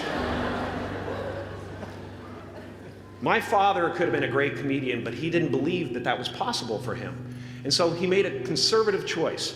Instead, he got a safe job as an accountant. And when I was 12 years old, he was let go from that safe job. And our family had to do whatever we could to survive. I learned many great lessons from my father, not the least of which was that you can fail at what you don't want. So you might as well take a chance on doing what you love.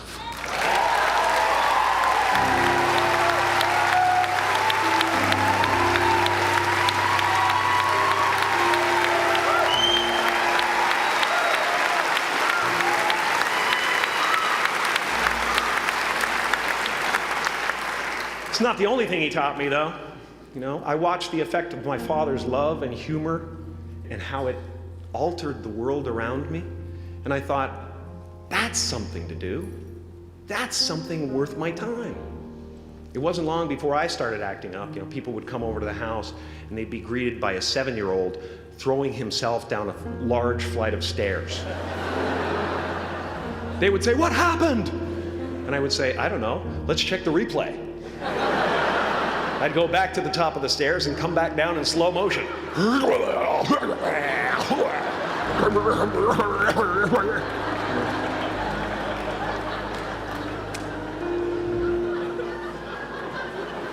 It was a very strange household.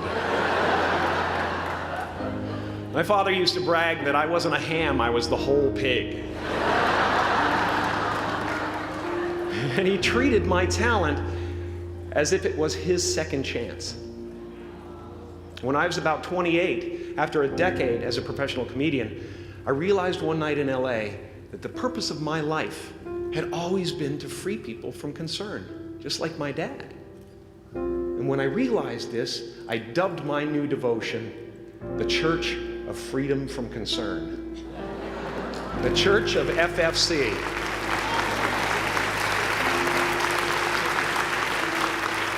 And I dedicated myself to that ministry. What's yours?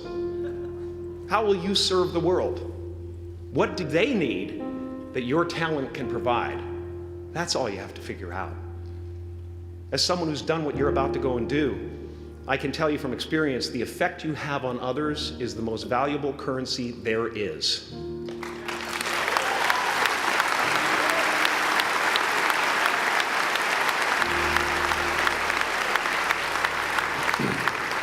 Because everything you gain in life will rot and fall apart, and all that will be left of you is what was in your heart. My choosing to free people from concern got me to the top of a mountain.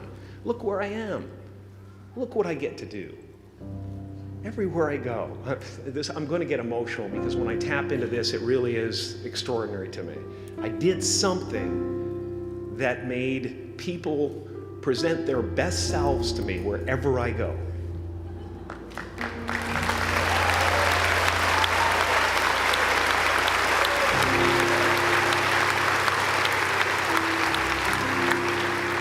I am at the top of the mountain, and I was, and the only one I hadn't freed was myself, and that's when my search for identity deepened.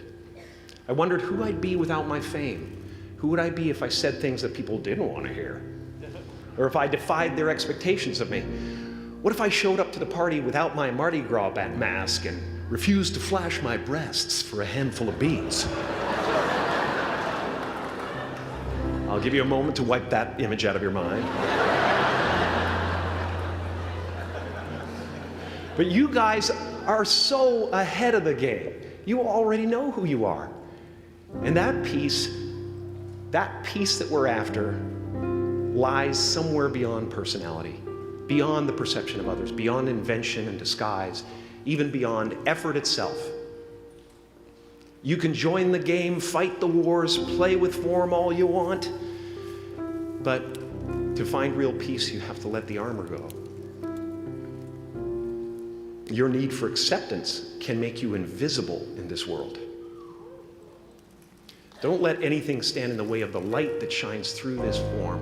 Risk being seen in all of your glory.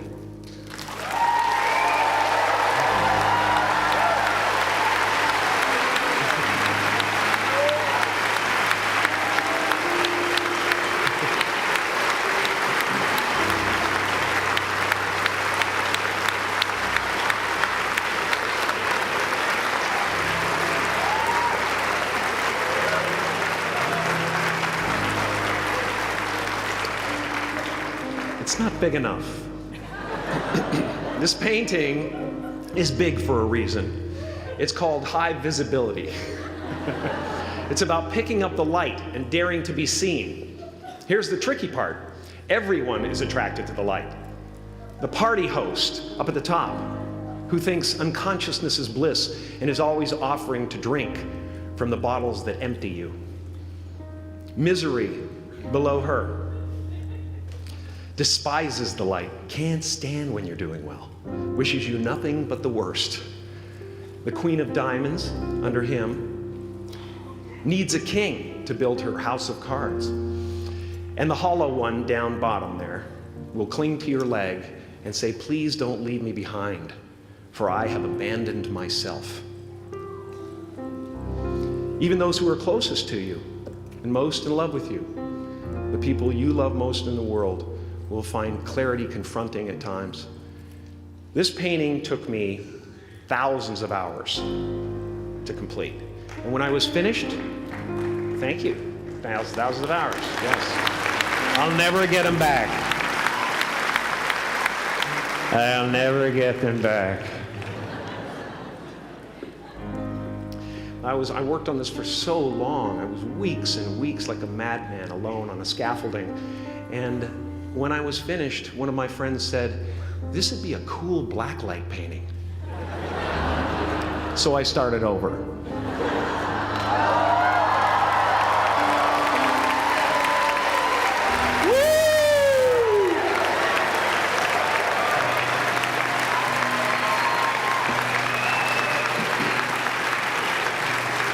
Welcome to Burning Man. Some pretty crazy characters up there, but better up there than in here. You know? Painting is one of the ways, thank you. Painting is one of the ways I free myself from concern, a way to stop the world through total mental, spiritual, and physical involvement. But even with that comes a feeling of divine dissatisfaction. Because ultimately, we're not the avatars we create. We're not the pictures on the film stock. We are the light that shines through. All else is just smoke and mirrors, distracting, but not truly compelling. I've often said that I wished people could realize all their dreams and wealth and fame, and so that they could see that it's not where you're going to find your sense of completion. Like many of you, I was concerned about going out into the world and doing something bigger than myself, until someone smarter than myself made me realize that there is nothing bigger than myself.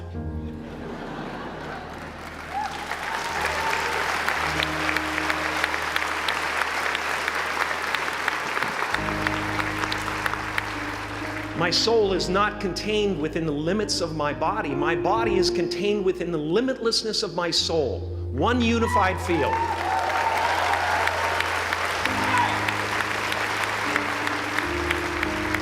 One unified field of nothing, dancing for no particular reason, except maybe to comfort and entertain itself.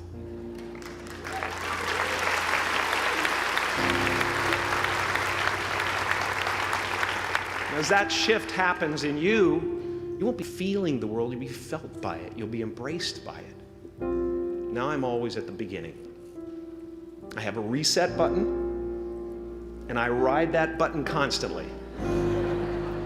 Once that button is functioning in your life, there's no story that the mind could create that will be as compelling.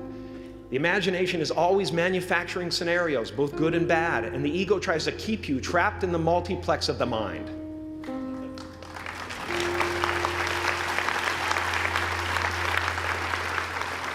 Our eyes are not viewers, they're also projectors that are running a second story over the picture that we see in front of us all the time.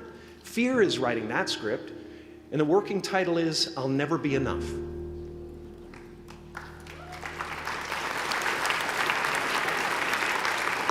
Now you're going to look at a person like me and say, "How could we ever hope to reach those kind of heights, Jim? How can we make a painting that's too big for our home? How do you fly so high without a special breathing apparatus?" This is the voice of the ego. And if you listen to it, there will always be someone who's doing better than you. No matter what you gain, ego will not let you rest. It will tell you that you cannot stop until you've left an indelible mark on the earth, until you've achieved immortality. How tricky is this ego that it would tempt us with the promise of something we already possess?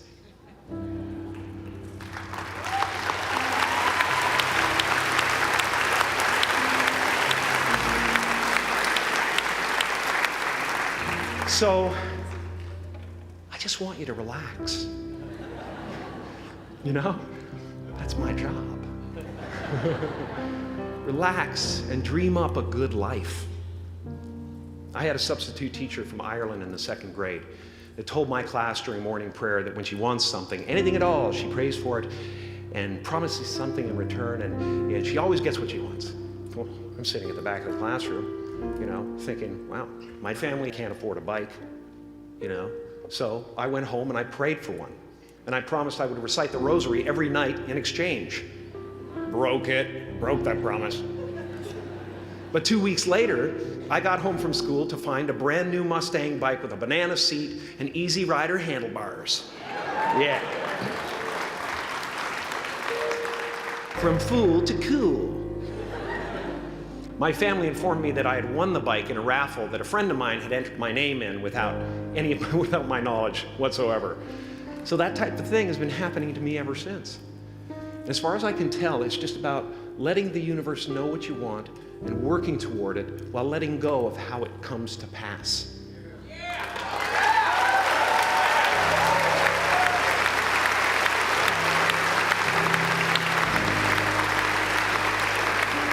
Your job is not to figure out how it's going to happen for you, but to open the door in your head.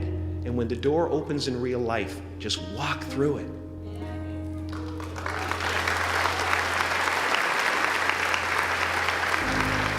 And don't worry if you miss your cue, because there's always doors opening. They keep opening. And when I say life doesn't happen to you, it happens for you, I really don't know if that's true. I'm just making a conscious choice to perceive challenges as something beneficial so that I can deal with them in the most productive way.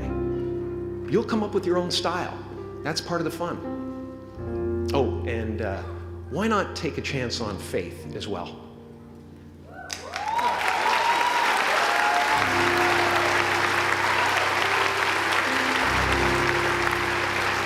Take a chance on faith. Not religion, but faith. Not hope, but faith. I don't believe in hope. Hope is a beggar. Hope walks through the fire and faith leaps over it.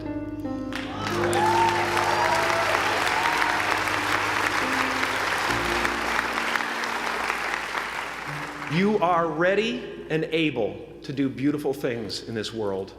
And after you walk through those doors today, you will only ever have two choices: love or fear. Choose love, and don't ever let fear turn you against your playful heart. Thank you so much. Thank you, Dad. I'm so honored. Thank you.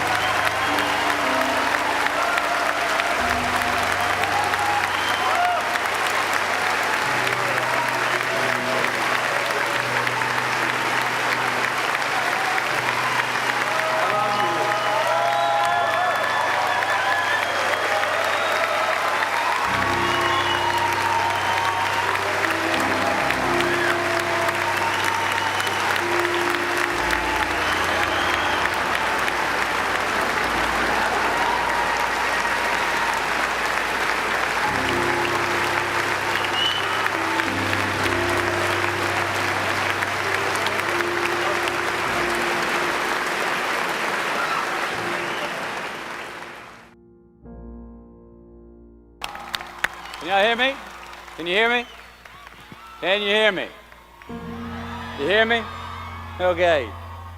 Congratulations, class of 2015.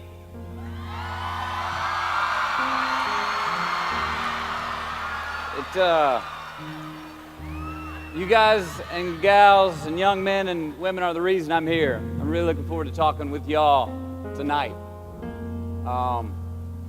You heard my dad played football here, and I believe he even graduated from here.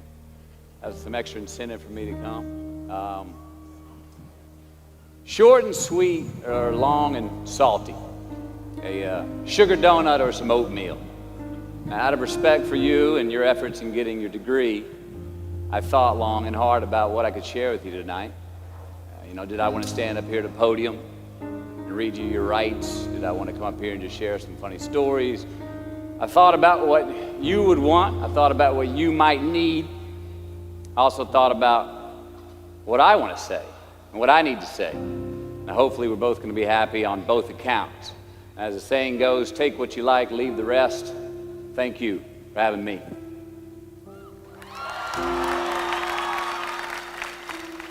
So before I share with you some what I do knows, I want to talk with you about what I don't know. Now, I have two older brothers.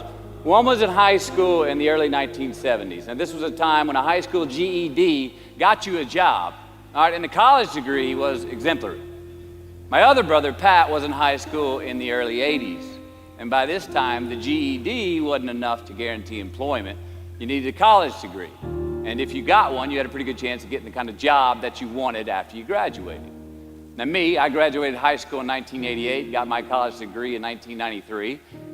And that college degree in 93 did not mean as much. It was not a ticket, it was not a voucher, it was not a free pass go to anything.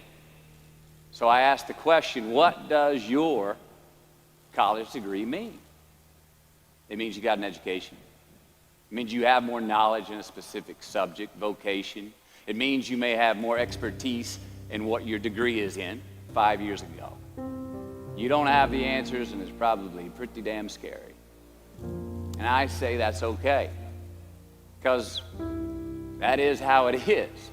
This is the reality that many of you are facing. This is the world that we live in. And while I'm not here to discourage you or in any way belittle your accomplishments tonight, which I'd like to applaud that one more time. You graduated. All right? Now, I'm not here to be a downer on that. Let's get that straight. But I am here to talk brass tacks. I want to skip the flattery and the attaboys, because I do know this. The sooner that we become less impressed with our life, with our accomplishments, with our career, with whatever that prospect is in front of us, the sooner we become less impressed and more involved with that and these things, the sooner we get a whole lot better at doing them. So, I'm going to talk to you about some things I've learned in my journey. Most from experience, some of them I heard in passing, many of them I'm still practicing, but all of them I do believe are true. Now, they may be truths to me, but don't think that that makes them mine, because you cannot own a truth. So please think of these as signposts, approaches, paradigms that give some science to satisfaction. They're yours to steal, they're yours to share, liken to your own lives, to personally apply in your own lives, in your own way, should you choose to. So, here we go. Number one, and this should come up on the Jumbotron. Life's not easy. Is it up there? Life is not easy. It is not. Don't try to make it that way. Life's not fair. It never was. It isn't now, and it won't ever be. Do not fall into the trap, the entitlement trap, of feeling like you're a victim. You are not. Get over it and get on with it. And yes, most things are more rewarding when you break a sweat to get them. Fact. Number two, I love this one. Unbelievable is the stupidest word in the dictionary. Should never come out of our mouths. Think about it. To say, oh wow, what an unbelievable play. It was an unbelievable book, an unbelievable film, an unbelievable act of courage. Really? It may be spectacular, it may be phenomenal, most excellent or outstanding, but unbelievable?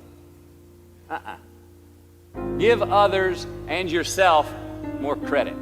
It just happened. You witnessed it. You just did it. Believe it.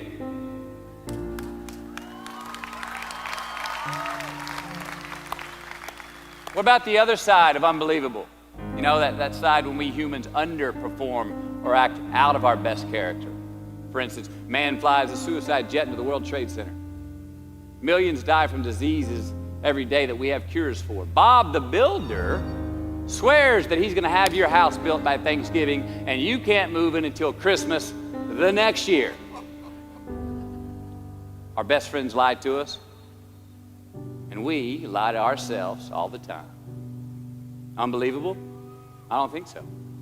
Again, it just happens, and it happens every day. Nothing that we Homo sapien earthlings do is unbelievable. And if there's one thing you can depend on people being, it's people. So we shouldn't be surprised. We, us, are the trickiest mammals walking the planet. I'm not worried about the monkeys. I'm worried about you and me. So acknowledge the acts of greatness as real, and do not be naive about mankind's capacity for evil, nor be in denial of our own shortcomings.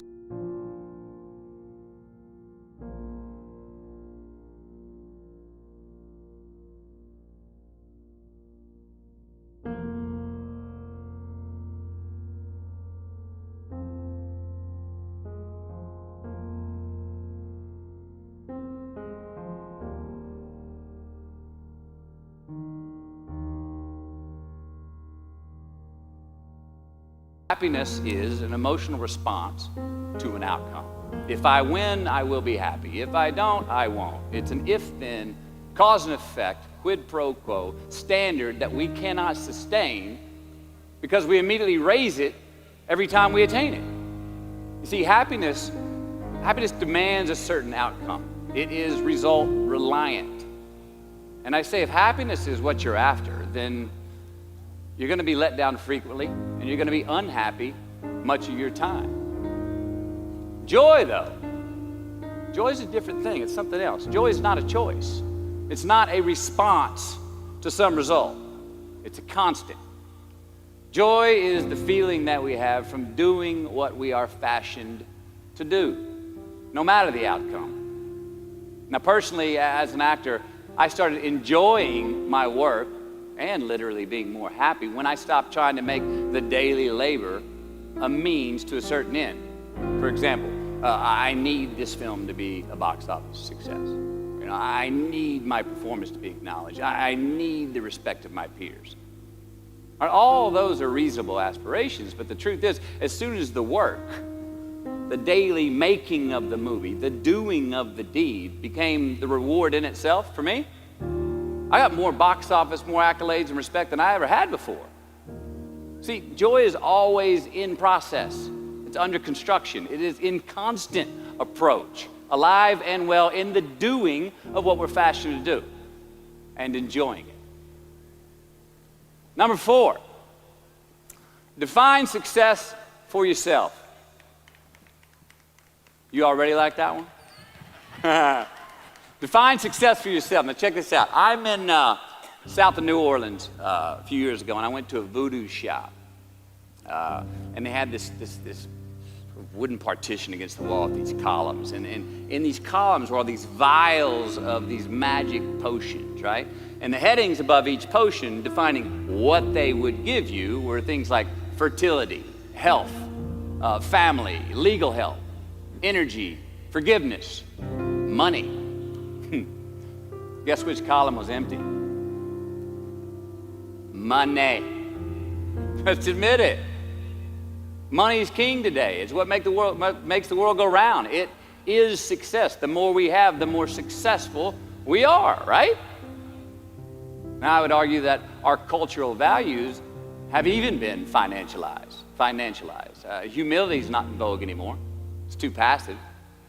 It's a get-rich-quick on the internet, richest 15 minutes of fame world that we live in, and we see it every day. But we all want to succeed, right? So the question that we got to ask ourselves is what success is to us, what success is to you. Is it more money? That's fine. I got nothing against money. No. Maybe it's a healthy family. Maybe it's a happy marriage. Maybe it's to help others, to be famous, to be spiritually sound, to leave the world a little bit better place than you found it. Continue to ask yourself that question. Now, your answer may change over time, and that's fine. But do yourself this favor. Whatever your answer is, don't choose anything that will jeopardize your soul. Prioritize who you are, who you want to be, and don't spend time with anything that antagonizes your character. Don't drink the Kool-Aid, man. It tastes sweet, but you will get cavities tomorrow, all right? Life is not a popularity contest. Be brave, take the hill, but first answer that question, what's my hill? So, me, how do I define success? For me, myself. Well, for me, it's a measurement of 5 things. We got fatherhood. We got being a good husband. We got my health, mind, body, and spirit. We got career, and we got friendships. These are what's important to me in my life right now. So I try to measure these 5 things each day. I check in with them. I like to see whether or not I'm in the debit section or the credit section with each one. Am I in the red or am I in the black? You follow? For instance, sometimes say my career's rolling. All right, it's way up here in the black, but I see how my relationship with my wife maybe could use a little bit more of my attention. I got to pick up the slack on being a better husband. Get that one out of the red. Or say my spiritual health could use some maintenance. It's down here, but hey, man, my friendships and my social life, they're in high gear, right? I got to recalibrate. checks and balances. I got to go to church, remember to say thank you more often, something. But I got to take the tally because I want to keep all 5 in healthy shape. And I know that if I don't take care of them, if I don't keep up maintenance on them, one of them is going to get weak, man.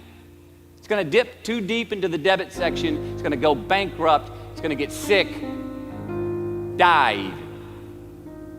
So first, we have to define success for ourselves. And then we have to put in the work to maintain it. Take that daily tally. Tend our garden. Keep the things that are important to us in good shape. I mean, let's admit it. We've all got 2 wolves in us. A good one and a bad one. And they both want to eat. The best I can tell, we just got to feed that good one a little more than the other one. Here we go. Number 5. Process of elimination is the first step to our identity. AKA, where you are not is as important as where you are. All right, 1992, I got my first job as an actor. 3 lines, 3 days work in a film called Dazed and Confused. All right. All right, all right, all right. There we go. So this director of that film, Richard Linklater, he kept inviting me back to set each night, putting me in more scenes, which led to more lines, all of which I happily said yes to. I mean, I'm having a blast. People are telling me I'm good at what I'm doing, and they're writing me a check for $325 a day. I mean, hell yeah, give me more scenes. I love what I'm doing.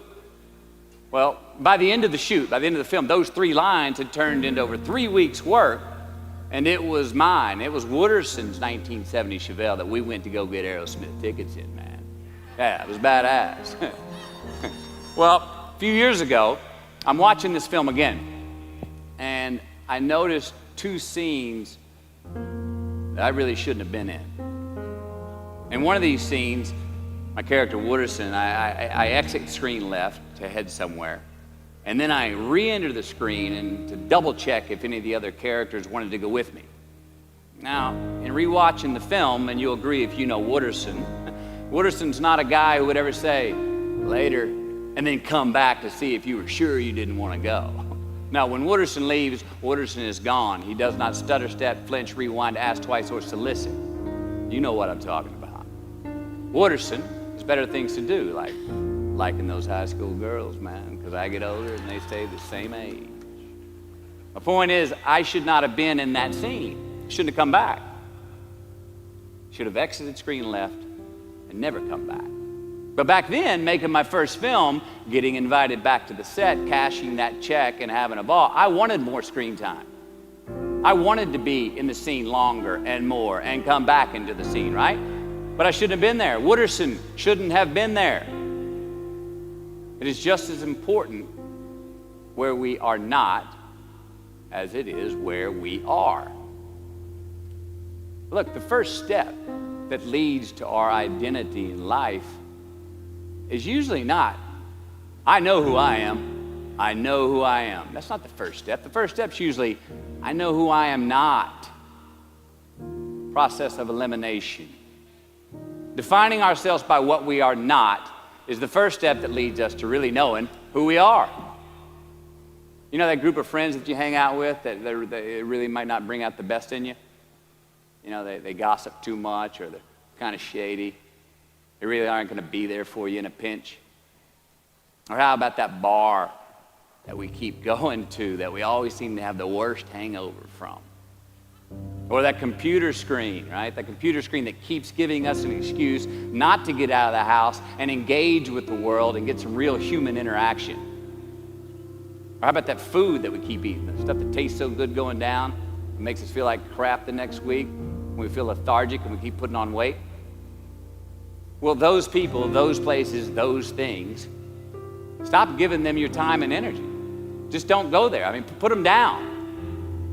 And when you do this, when you do put them down, when you quit going there, and you quit giving them your time, you inadvertently find yourself spending more time and in more places that are healthy for you, that bring you more joy. Why? Because you just eliminated the who's, the where's, the what's, and the when's that were keeping you from your identity. Like, trust me, too many options I promise you, there's too many options will make a tyrant of us all. All right, so get rid of the excess, the wasted time. Decrease your options. And if you do this, you will have accidentally, almost innocently, put in front of you what is important to you by process of elimination. Knowing who we are is hard. It's hard. So give yourself a break.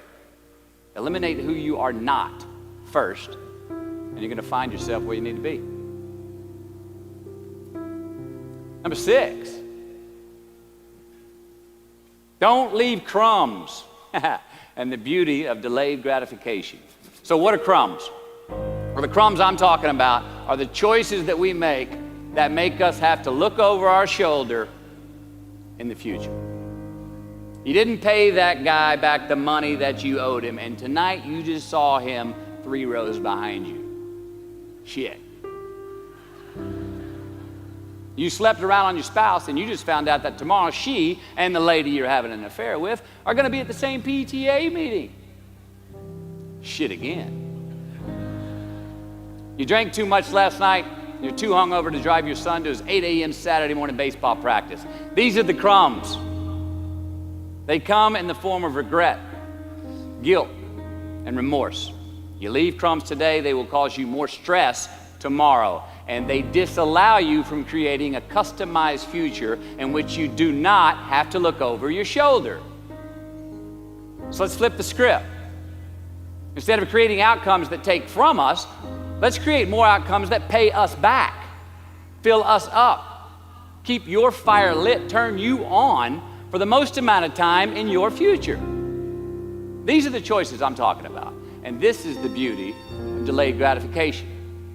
All right, tee yourself up. Do yourself a favor. Make the choices, the purchases today that pay you back tomorrow. Residuals. In my business, we call it mailbox money. If I do my job well today, and that movie keeps rerunning on TV, 5 years from now, I'm getting checks in the mailbox. It's a heck of a deal. So whether it's prepping the coffee maker the night before, so all you got to do is press the button in the morning, or getting ready for the job interview early so you don't have to cram the night before, or choosing not to hook up with that married woman because you know you're going to feel horrible about it tomorrow, and her husband carries a gun, or paying your debts on time so that when you do see that guy 3 rows back tonight, you don't have to hunker down in your seat hoping that he don't see you. Get some ROI. You know what that is? Return on investment. Your investment. You. Customize your future. Don't leave crumbs. Number 7. Dissect your successes and the reciprocity of gratitude. We so often focus on failure, don't we? When we study failure, we're obsessed with failure. We dissect failure and our failures. We dissect them so much we end up intoxicated with them to the point of disillusion. I mean, when do we write in our diary? Usually when we're depressed. What do we gossip about? Other people's flaws and limitations. And we can dissect ourselves into self-loathing if we're not careful. I find that most of the times our obsession with what is wrong just ends up breeding more wrong, more failure. Now, the easiest way to dissect success is through gratitude. Giving thanks for that which we do have, for what is working. Appreciating the simple things we sometimes take for granted. We give thanks for these things, and that gratitude reciprocates, creating more to be thankful for. It's really simple, and it works. Now, I'm not saying be in denial of your failures. No, we can learn from them too, but only if we look at them constructively, as a means to reveal what we are good at, what we can get better at, what we do succeed at. Now, personally, I've read a whole lot of my bad reviews. All right? I've had quite a few. Written by the more talented critics, they are the ones who give constructive bad reviews. They reveal to me what did translate in my work, what came across, what was seen or what wasn't.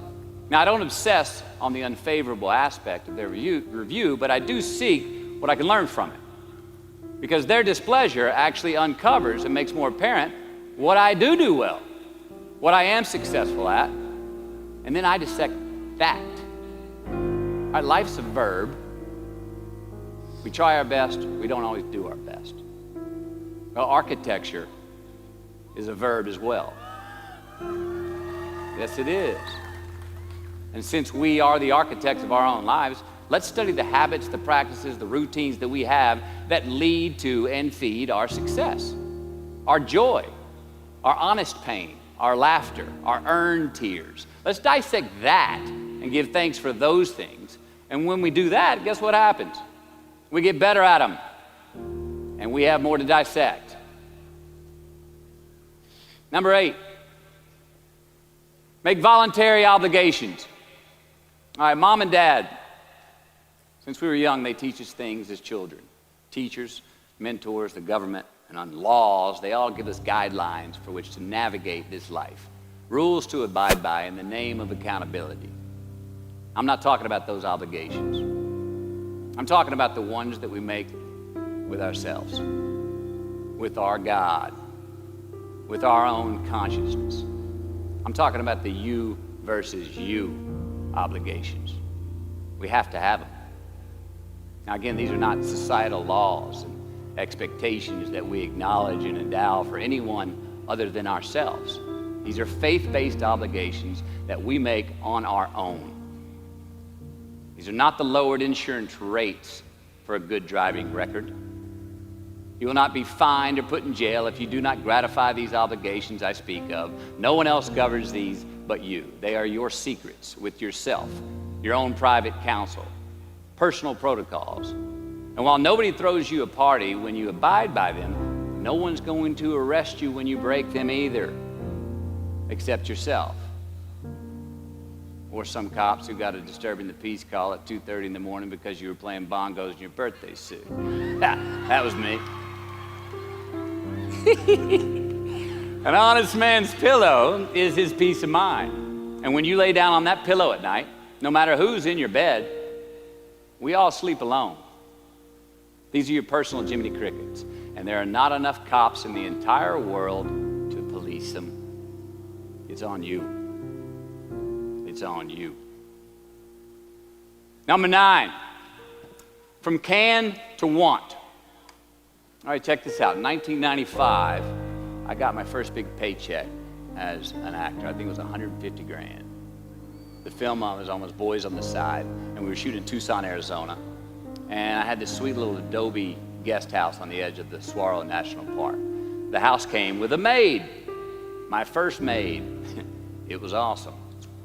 So I got a friend over one Friday night, and we're having a good time, and I'm telling her about how happy I am with my setup. The house, the maid, especially the maid. And I'm telling her, look, this lady, she cleans the place up after I go to work. She washes my clothes, the dishes, puts fresh water by my bed, leaves me cooked meals sometimes. Look, she even presses my jeans. And my friend, she smiles at me, happy that I'm excited over this. And she says, well, that's great, Matthew, if you like your jeans pressed. And I kind of looked up at her, my jaw caught hanging open. I stuttered a moment, had that dumbass look that you get when you've just been told the truth and you didn't think about it, and it hit me.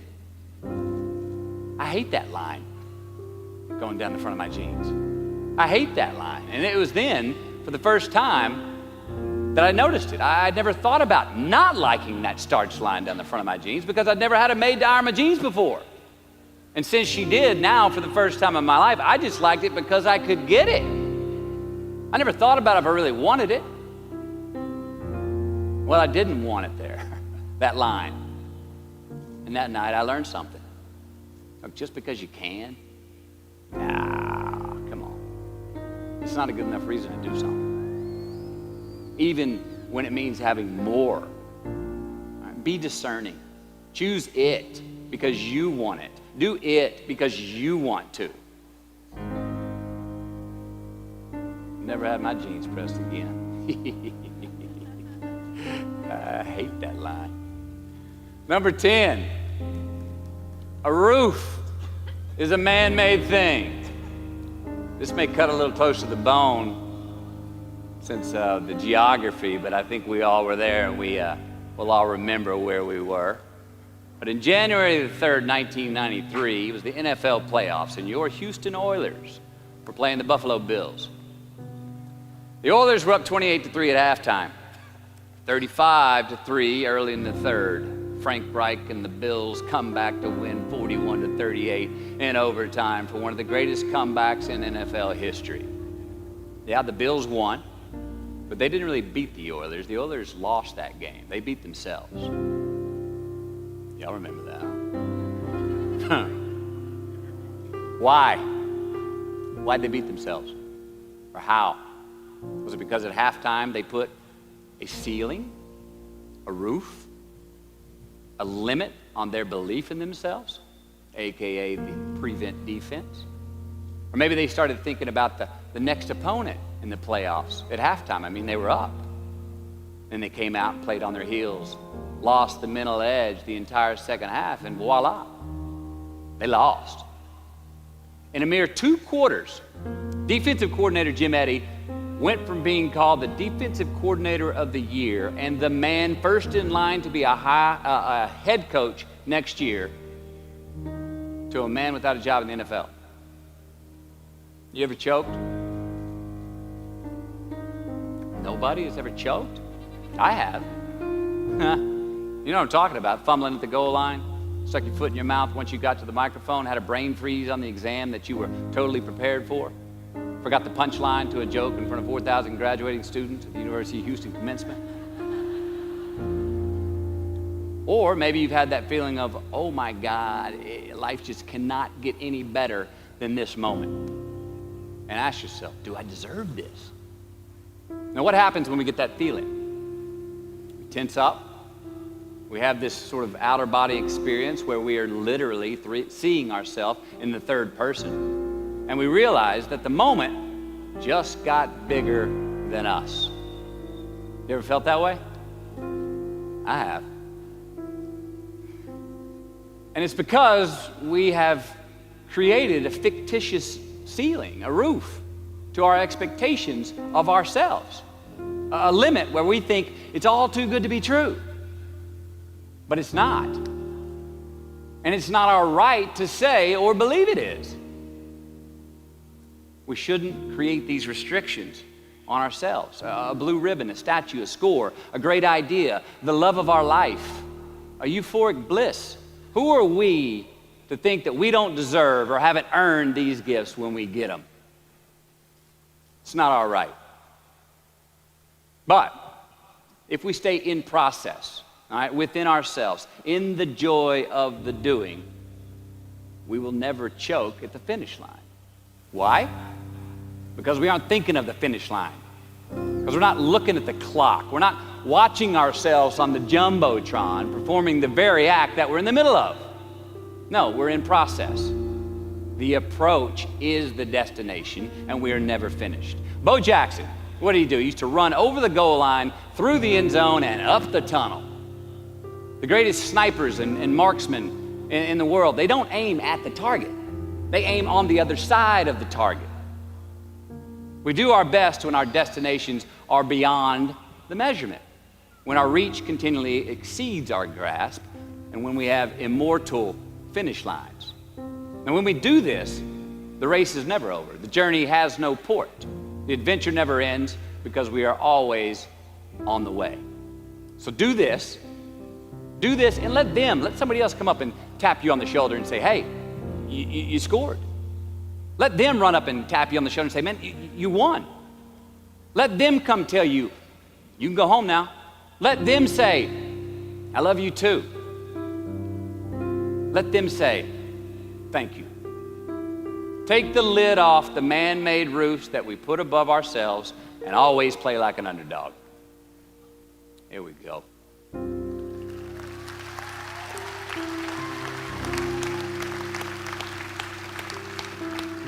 Number 11, turn the page. The late and great University of Texas football coach Darrell Royal. I don't know know if y'all remember him. He won a national championship in '69. He won a couple of national championships. Arnold Roy. He was a friend of mine and a good friend of many people. Now, a lot of people looked up to this man. One of the people that looked up to him was a musician named Larry. Now, at this time in his life, Larry was in the prime of his country music career. He had #1 hits, and his life was rolling. He had picked up a bad habit of snorting the white stuff somewhere along the line, and at one particular party, after a bathroom break, Larry went confidently up to his mentor, Darryl, and he started telling him a story. Coach Royal listened, as he always had, and when Larry finished his story and was about to walk away, Coach Royal put a gentle hand on his shoulder, and he very discreetly said, "Hey, Larry, you got something on your nose there, bud." Well, Larry immediately hurried to the bathroom mirror where he saw some of the white powder that he hadn't cleaned off his nose. He was ashamed. He was embarrassed, as much because he felt so disrespectful to Coach Royal, and as much because he'd obviously gotten too comfortable with the drug to even hide it as well as he should. Well, the next day, Larry went to Coach's house. He rang the doorbell. Coach answered, and he said, "Coach, I need to talk to you." Darryl said, "Sure, come on in." Larry confessed. He purged his sins to Coach. He told him how embarrassed he was and how he had lost his way in the midst of all this fame and fortune. And towards the end of an hour, Larry, who was in tears, he asked Coach, he said, "Coach, what do you think I should do?" The coach, being a man of few words, just looked at him and calmly said, "Larry, I have never had any trouble turning the page in the book of my life." Larry got sober that day, and he's been sober for the last 40 years. You ever get in a rut? You know what I'm talking about? You get in a funk? Get stuck on the merry-go-round of a bad habit? I have. Look, we're going to make mistakes. You got to own them. Then you got to make amends. And then you got to move on. Guilt and regret kills many a man before their time. So turn the page, get off the ride. You are the author of the book of your life. Turn that page.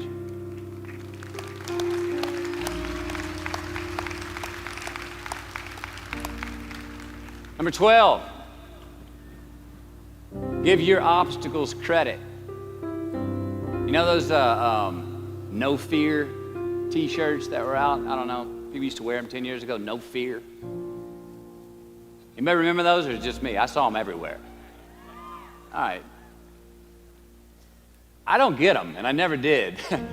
I mean, I try to scare myself at least once a day. I mean, I get butterflies every morning before I go to work.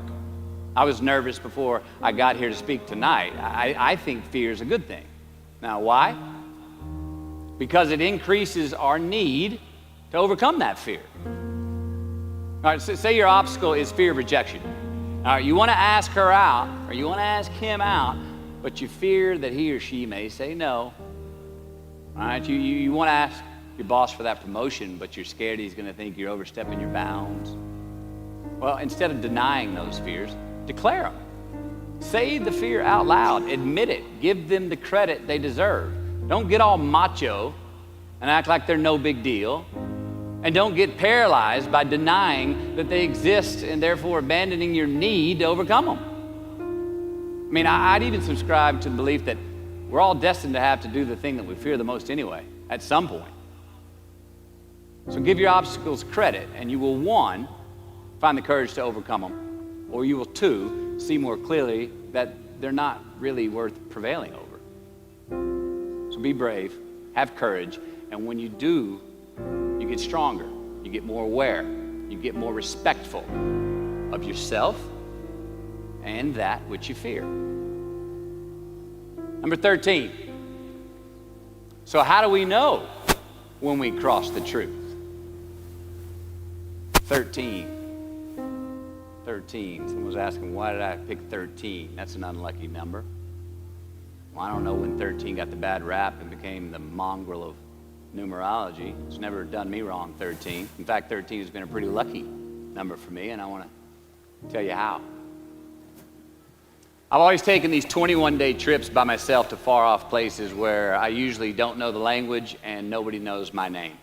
They're adventures, one, but they're also a purge. All right, they're a cleanse for me. They're like a 21-day fast from attention, from all the things I have in my well-appointed life.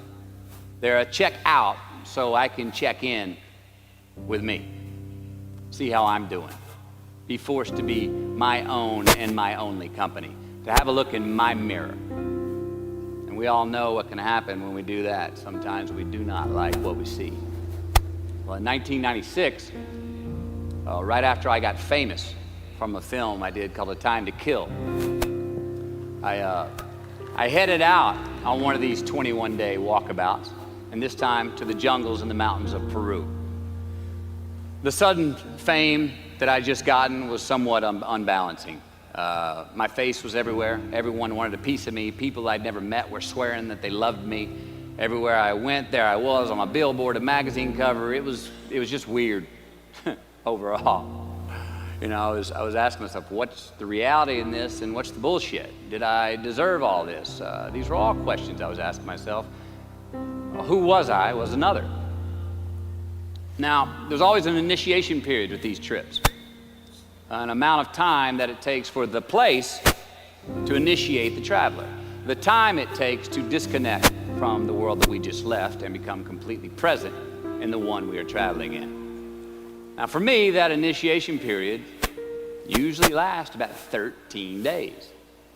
13 hellish days until I am out of my own way. And after that, the whole trip is really fun and smooth sailing. Well, it was the night of the 12th day of my 21-day trip. I'm settling into camp. I'd already hiked 80 miles to this point, and I had a 3-day trek ahead of me to Machu Picchu.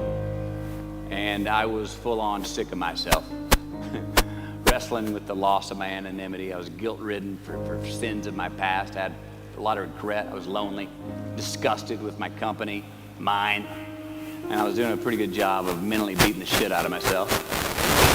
Anyway, grappling with these demons on this night, I couldn't sleep. All of these badges and banners and expectations and anxieties that I was carrying with me, I needed to free myself from them. Who was I asked myself? I mean, not only on this trip, but in this life. So I stripped down to nothing. I took every moniker that gave me pride and confidence, all the window dressings, the packaging around the product. I discarded them all. I got rid of my lucky and faithful American cap. I stripped off all my talismans from adventures past. I even discarded my late father's gold ring with an M on it that he gave to me. And it was a meltdown of he and my mom's class rings and gold from my mom's teeth. I even got rid of that. I was naked, literally and figuratively. And I got sick. Soaked in sweat, I threw up and a mile left in my belly. Now, a few hours later, I awoke on this 13th morning to a rising sun, surprisingly fresh and energized. I dressed, made some tea, and I went for a morning walk. Not towards my destination, Machu Picchu, but rather to nowhere in particular. My gut was still a bit peaked from last night's purge, but I curiously felt pretty good. I felt alive, I felt clean, I felt free and light. Along a muddy path on this walk, I turned a corner. And there in the middle of the road was this mirage of the most magnificent pinks and blues and red colors that I'd ever seen. It was electric, glowing and vibrant, just hovering just off the surface of the jungle floor as if it was plugged into some neon power plant. I stopped, I stared, there was no way around it. The jungle floor in front of me was actually thousands of butterflies there in my path. It was spectacular. So I stayed a while. And somewhere in my captivation, I heard this little voice inside my head say these words. All I want is what I can see. And all I can see is what's in front of me. Now at that moment, for the first time on this trip, I had stopped anticipating what was around the corner. For the first time, I stopped thinking about what was coming up next, what was up ahead. Time slowed down. I was no longer in a rush to get anywhere, and my anxieties were greatly eased. A few hours later, I returned to camp, packing for my continuing journey. I had a bang in my step. Even the local Sherpas I was traveling with, they noticed calling out to me, "Sois luz, Mateo, sois luz," which means you are light in Spanish. See, I forgave myself that morning. I let go of the guilt. The weight that was on my shoulders was lifted. My penance was paid, and I got back in good graces with my God, and I shook hands with myself, my best friend, the one that we're all stuck with anyway, ourselves. And from that morning on, the adventure was awesome. I was present. I was out of my own way. I was not anticipating next. I was embracing only what was in front of my eyes and giving everything the justice that it deserved. You see, I crossed the truth that morning. Now, did I find it? I don't know. I think it found me. Why? Because I put myself in a place to be found. I put myself in a place to receive the truth. So how do we know when we cross the truth? Well, I think the truth's all around us all the time. I mean, I think the answer, it's always right there or right there. I think it's all around us. We just don't always see it. We don't always grasp it, hear it, access it. Usually because we're not in the right place to do so. So what do? First, I believe we've got to put ourselves in the place to receive the truth.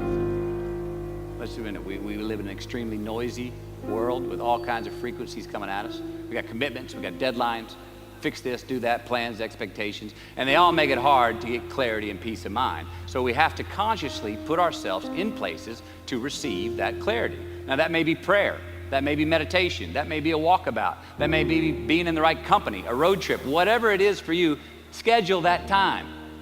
Schedule it. So, if we do that, if we hear it, if we put ourselves in a place to hear it, and we do, and it's become clear, a truth, natural and infinite, then the second part comes, which is to personalize it. Ask yourself how it works for you, how it applies to you personally, why you need it in your life specifically. And if you do that, then comes the third part.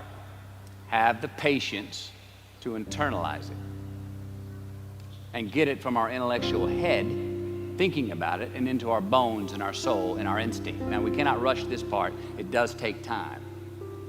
So if we get that far, we've received it, we personalized it, and we've internalized it. If we make it that far, then comes the biggie, man. This comes the fun one. Got to have the courage to act on it, to actually take it into our daily lives and practice it, to make it an active part of who we are and live it. If we can do that, all right, if we can do that, then we have what I believe is heaven right here on earth.